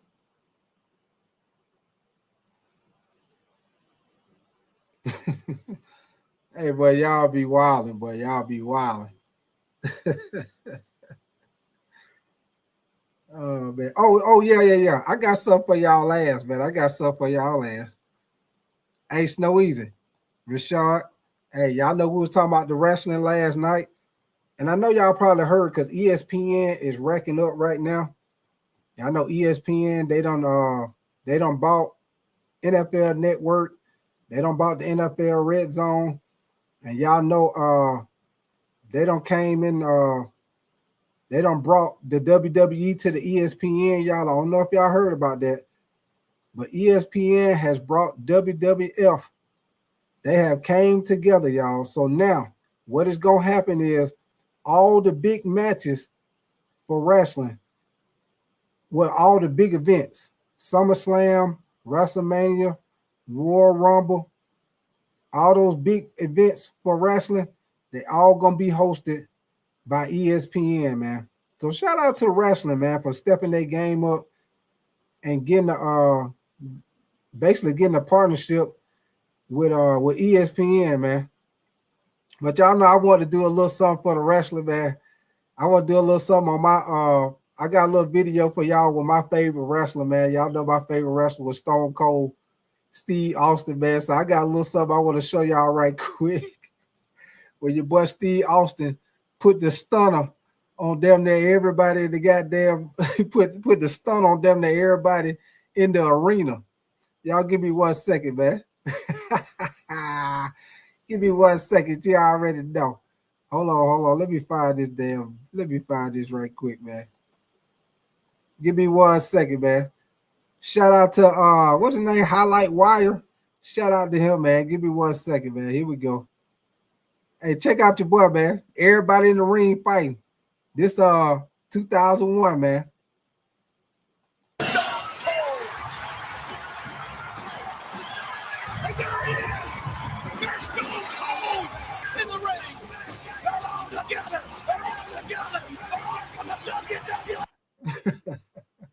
Y'all know I had to show y'all that right there for the wrestling, man. Your boy Stone Cold don't came in there and put the Stone Cold stunner on about 20 folks in the ring. But your boy don't put the stun on everybody in the ring. Hey, your boy Stone Cold went in there and clean house, boy. Hey, he don't Stone Cold stun about 30 folks in the ring, man. That's what they went in there clean house. Blue. Oh, man. But yeah, man, y'all know I had to do that for the wrestling, man. Shout out to WWE, man, for getting what you want to call it, the contract or coming into what you want to call that, in cahoots or whatever with ESPN, man. Working together. Well, I said, yeah, working together with ESPN, y'all. Shout out to WWE, man, for sure, man. Hey, they most definitely finna turn it up now. They don't got with ESPN. Man, ESPN finna have all their main events on ESPN, man. They think, hey, it's about to be turned up, man. ESPN buying everybody out. They don't bought out NFL Network. They don't bought out the Red Zone. NFL, hey, they doing everything, man. They cleaning house. Cleaning house. Let me see. You say Mick Swag. You said Jim Ross a legend. Yeah, he is. You see what you say? God by the show. You say this one wrestling was lit. Yeah, but hey, that one wrestling used to be crunk, boy. That's when they had all the big guys, man. You had Stone Cold, The Undertaker. Hey, you had everybody, man. The Rock, everybody, man. that one wrestling was crunk then, man. Triple H, DX. You had everybody, man. Everybody, man. That day, that's when you couldn't wait till Monday Night Raw. Friday, Thursday night. You couldn't wait the wrestling to come on, man. He'd be on and popping, man. On and popping. Snowy, you say Big Tight, can't forget JR when Stone Cold comes out. This man goes off with the oh, yeah. You say JR classic. You say when you combo chain in a video game. But hey, boy, I'll tell you, man. Hey, I miss all that wrestling, man. That was wrestling used to be on and popping, man. Got by the Sean, you say Amazon got NFL too. Okay. Yeah, I seen that guy by the Sean. I know Amazon. They had some of the games last year. If I'm not mistaken, guy by the Sean, I think Amazon was doing the if I'm not mistaken, I think they were doing the Thursday night games last year. If I ain't mistaken, guy by the Sean, I think they did all the Thursday night games. Snowy, you say RKO, you say NFL on Amazon, Amazon Prime 2. Audible, you say me and my son don't miss a show. A show, baby. Hey, Audible. Hey, that wrestling be on and popping, man. I don't know if y'all seen. Did y'all see SummerSlam? That just last weekend. Did y'all look at SummerSlam last weekend? It's a pretty good match, man. It's a pretty good match last weekend. Y'all know it was a 2-day event. Something that they ain't never did. But they had that stadium. They was at a football stadium. They had that thing packed out, man. Yeah, football stadium packed out. For sure, man. Snowy, you say shout out to Kaylee. Kalihi. That's it, Kalihi. Rick H. Town, you say brought Lester back. I seen that, Rick H. Town. I seen he back. I seen that. CC Motion. Let me see what you say. You say Big Tight. You say I gotta ask. You say will Prime Sugar Ray Leonard be able to crack Floyd's Philly shell defense? I don't know, CC Motion. You know what's the name used to fight that same way though back in the day, CC Motion, Pernell Whitaker. You know, Pernell Whitaker used to fight that same way that Floyd fight. You know what I'm saying? Using that, what some people call it the shoulder roll. But you know, Pernell Whitaker, you know, he perfected that. And you know, Mayweather pretty much got that from him and his daddy. But that's a good one though, CC Motion. I don't know, but hey, Sugar Ray was a bad boy, man. Johnson say Sweet Pea, yeah. Your boy Sugar Ray was a bad boy. CC Motion, but Sugar Ray was a bad boy, man. Bad boy. I don't know. Sugar Ray might. Hey, I don't know, man. Sugar Ray might have got him. CC Motion. Sugar Ray might get him, man. God by the Shine, you say Vince McMahon, the devil himself. Oh man, hey, you know, hey, God by the Shine, you know all them classic Vince McMahon used to get into it with Stone Cold. Them be classic right there. Stone Cold and Vince McMahon used to get into it. Classic. Rashard, you said nobody could touch Floyd. I don't know, Rashard. CC Motion, you said how about Riddick Bowe versus Lennox Lewis? Who you got 12 rounds? I'm gonna go Lennox Lewis. Yeah, I'm going Lennox Lewis on that, CC Motion. Lennox Lewis all day, every day. I'm going Lennox Lewis. Yes, sir. Riddick Bowe was good now, but yeah, I'm going Lennox Lewis on that one for sure. You say, oh, Miguel Cotto touched Floyd. Yeah. He did. Miguel Cotto, he just didn't have enough though, but he gave Floyd a good fight though, but he didn't have enough for him. You say, remember when SmackDown used to pull up on Raw? Oh yeah, I remember that. I remember that was something. One or two of the wrestlers would come. Yeah, I remember they used to do that. You say Zab touched Floyd and Floyd holding for dear life. Yeah.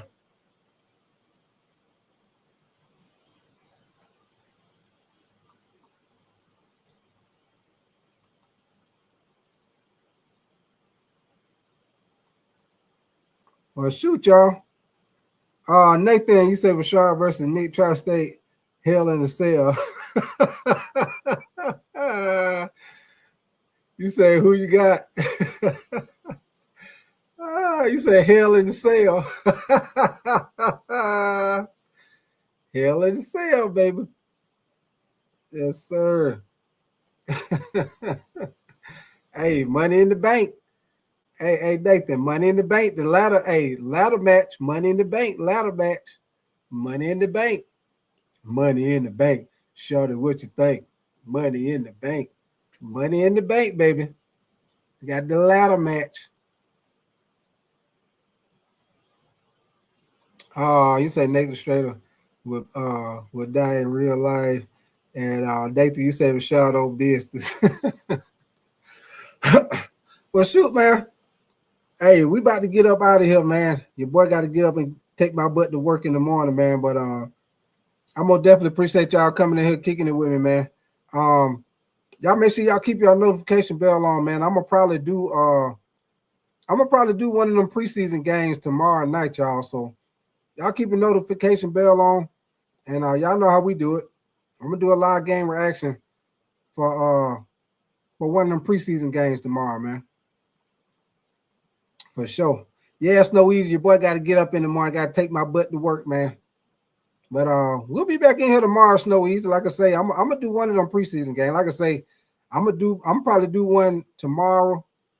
I'll probably do it because they're gonna have games on Friday. They're gonna have games on tomorrow, Friday, Saturday, Sunday, and I think it's one come on Monday too. So y'all know how we do it, man. Snow, you say Big Tight leaves when the chats get really litty. Well, I'll stay here a little longer, Snow Easy. I'll stay here a little bit longer. I'll stay here a little longer. I'll tell you, I'll do that. I'll stay here a little longer, Snow Easy. We keep talking. Nathan, you say Pitts State. You say Stewie, Rashad, H-Town, CC Motion. CC Motion say date there. For sure. But yeah, man, I'm gonna do one of them games tomorrow. Matter of fact, hold on, let me look at my phone. Let me see who all playing tomorrow. Let me see who all playing tomorrow. Y'all give me 1 second. Let me look at the schedule. Let's see who all playing tomorrow. Man, them Braves, boy. I swear, boy, the Braves. Every time I look on his the Braves, always getting beat, man. Golly. Braves can't get, hey, they just can't get right now. I'm going Braves. Hold on, y'all. Let me see who I'm playing tomorrow. So tomorrow they got the Colts and the Ravens at 7, Bengals and the Eagles. Raiders and the Seahawks come on at 10. I'll tell y'all what, I'm gonna probably depending on what time I get here, y'all, I might do that Bengals and the Eagles game. But if I don't get here, because I usually get here about 8, y'all. But if I get here a little earlier, I'll do the Bengals and the Eagles. If not, I'm gonna do the Raiders and the Seahawks. They come on at 10 tomorrow night on NFL Network. Then Friday, we got some good games coming on Friday night. And then Saturday, shit, they got games coming on all day on Saturday. Snowy, you say tight. You say you see the lineup. What Nathan said, all these names. We here go too far. You say today, what, please? Yes, Snowy. I see the foot up there. But yeah, Saturday gonna be some good games. Saturday got the Giants and the Bills. Come on at 1. Texans and the Vikings come on at 4. Steelers. Oh, I might do that one, y'all. Yeah, Saturday. I'm gonna probably do that one. I'm probably do the Steelers and the Jaguars Saturday night. Get a chance to see your boy Travis Hunter Saturday night, y'all.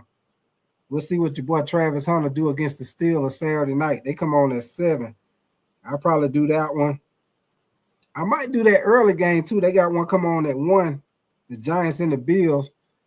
Might get a chance to look at your boy Abdul Carter. But I'm most definitely gonna do that Steelers and Jaguars. See what Travis Hunter looking like. They got the Cowboys and the Rams at 7. Jets and the Packers come on at 8. Chiefs and the Cardinals. 49ers and the Broncos come on at 8:30. Then they got some, like I said, they got some games come on Sunday. The Dolphins and the Bears come on Sunday.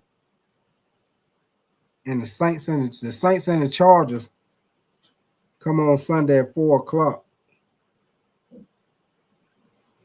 So it's gonna be games all this weekend, y'all. Like I say, I'm gonna be doing some of these games, y'all. Like I say, Saturday I might end up doing that Steelers and Jaguars. Like I say, we'll see what Travis Hunter do. And Friday, I'm gonna see what time I get here Friday. Depending on what time I get here, be depending on what game I do Friday. But like I said, tomorrow night, I'm gonna either do the Bengals and the Eagles, or if I don't get here till a regular time, y'all, I'm gonna do the Raiders and the Seahawks. We'll look at your boy Ashton Genty with the Raiders.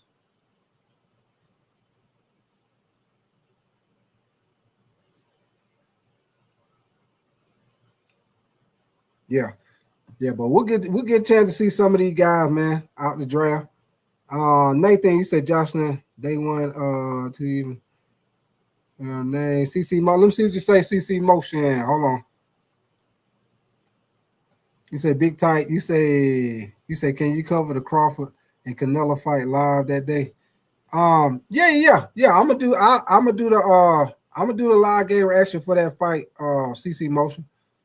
Of course, I don't know if you ever been in here, CC Motion, when I do a fight, but of course, I can't play the fight. But what I usually do, is I'll play the audio where y'all can hear every round by round other fight, or if y'all want me to, I can do the live reaction myself. I can call the fight myself, or you know, I'll play it where y'all can hear. But either way it go, you know, that's how I would do a CC motion, because like I said, of course I can't, you know, show the fight, but like I say, I can do the commentary for it. Time, you say the Patriots go 3-1 their first 4 games. You say watch out AFC East. I hear you, Time. Kalihi, what up? What you may say? Hit that like button, and if you're enjoying the content, hit yeah for sure. Appreciate that, Kalihi, man. I'm gonna definitely make sure y'all hit that like button for sure, man. Appreciate you coming through, Kalihi. Time, you said the other 2 guys on the wide receiver list shouldn't be up there. You say Lamb is horrible. I don't even know why the other dudes, Chase and Jefferson, are the best 2 wide receivers on that list. CC Motion say, yeah. Snowy say, peace, big tight. Try to have a blessed day tomorrow. All right. Hey, we about to, you say Kalihi. You say, yes, sir. See, Reptile. Kalihi.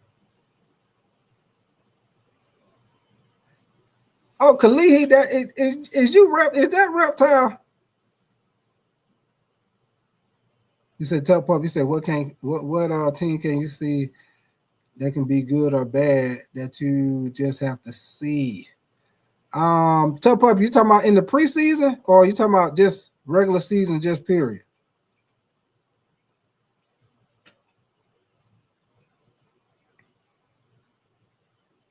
Yeah, I'll tell y'all what, man. We gonna get on up out of here, man. Because I know it's getting late, man. Everybody got to go to work in the morning. I know I got to get my butt up and go to work. Oh, Kalihi, you Reptile. Reptile. Boy, how many names you got on here, Reptile? Reptile got about 8 goddamn names. Reptile, man. You got about 8 names, man. You say, Tom, you say, you know I'm not going to let you get away with being up here looking like a young JJF. It's got me thinking of good times. With the cake on my head. Yeah, you already know. The old JJ hat. Yes, sir. Keeping her head above water, making our way through the shade. In a many ray, oh, good time. It's the credit ref, oh, good time. Ain't we lucky we got them? Good time. Think about surviving. Good time. Yes, sir. You already know, Time. Hey, Time. Dynamite. It's about to be dynamite. Oh, boy. Well, yeah, man. Yeah, man, like I said, man, we about to get up out of here, man. Your boy got to get my butt up in the morning, man. Yeah, well, hey, that's what I say, Snow East. He's been a Reptile the whole time. I'm thinking it's somebody new to the channel, Snow Easy. It's their Reptile. It's their Reptile hiding behind the corner, man. You got a Reptile standing behind the wall, peeping behind the corner. Who's that peeping in my window? Pow. Nobody now. Who's that peeping in my window? Pow. Got that Kalihi. Got a Reptile right here peeping around the corner. Oh, man. But we out, man. Tom, you say big time you can't leave yet. You say you making me think about good old comedy shows.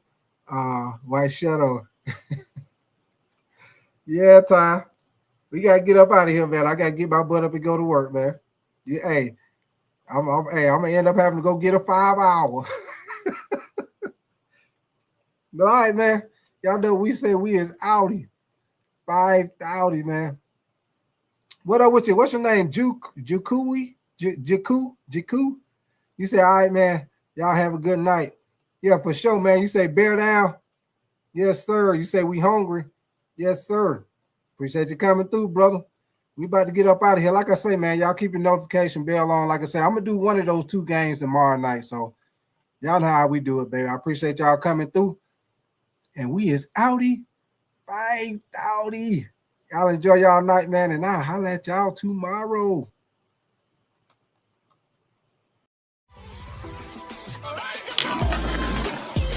Yeah.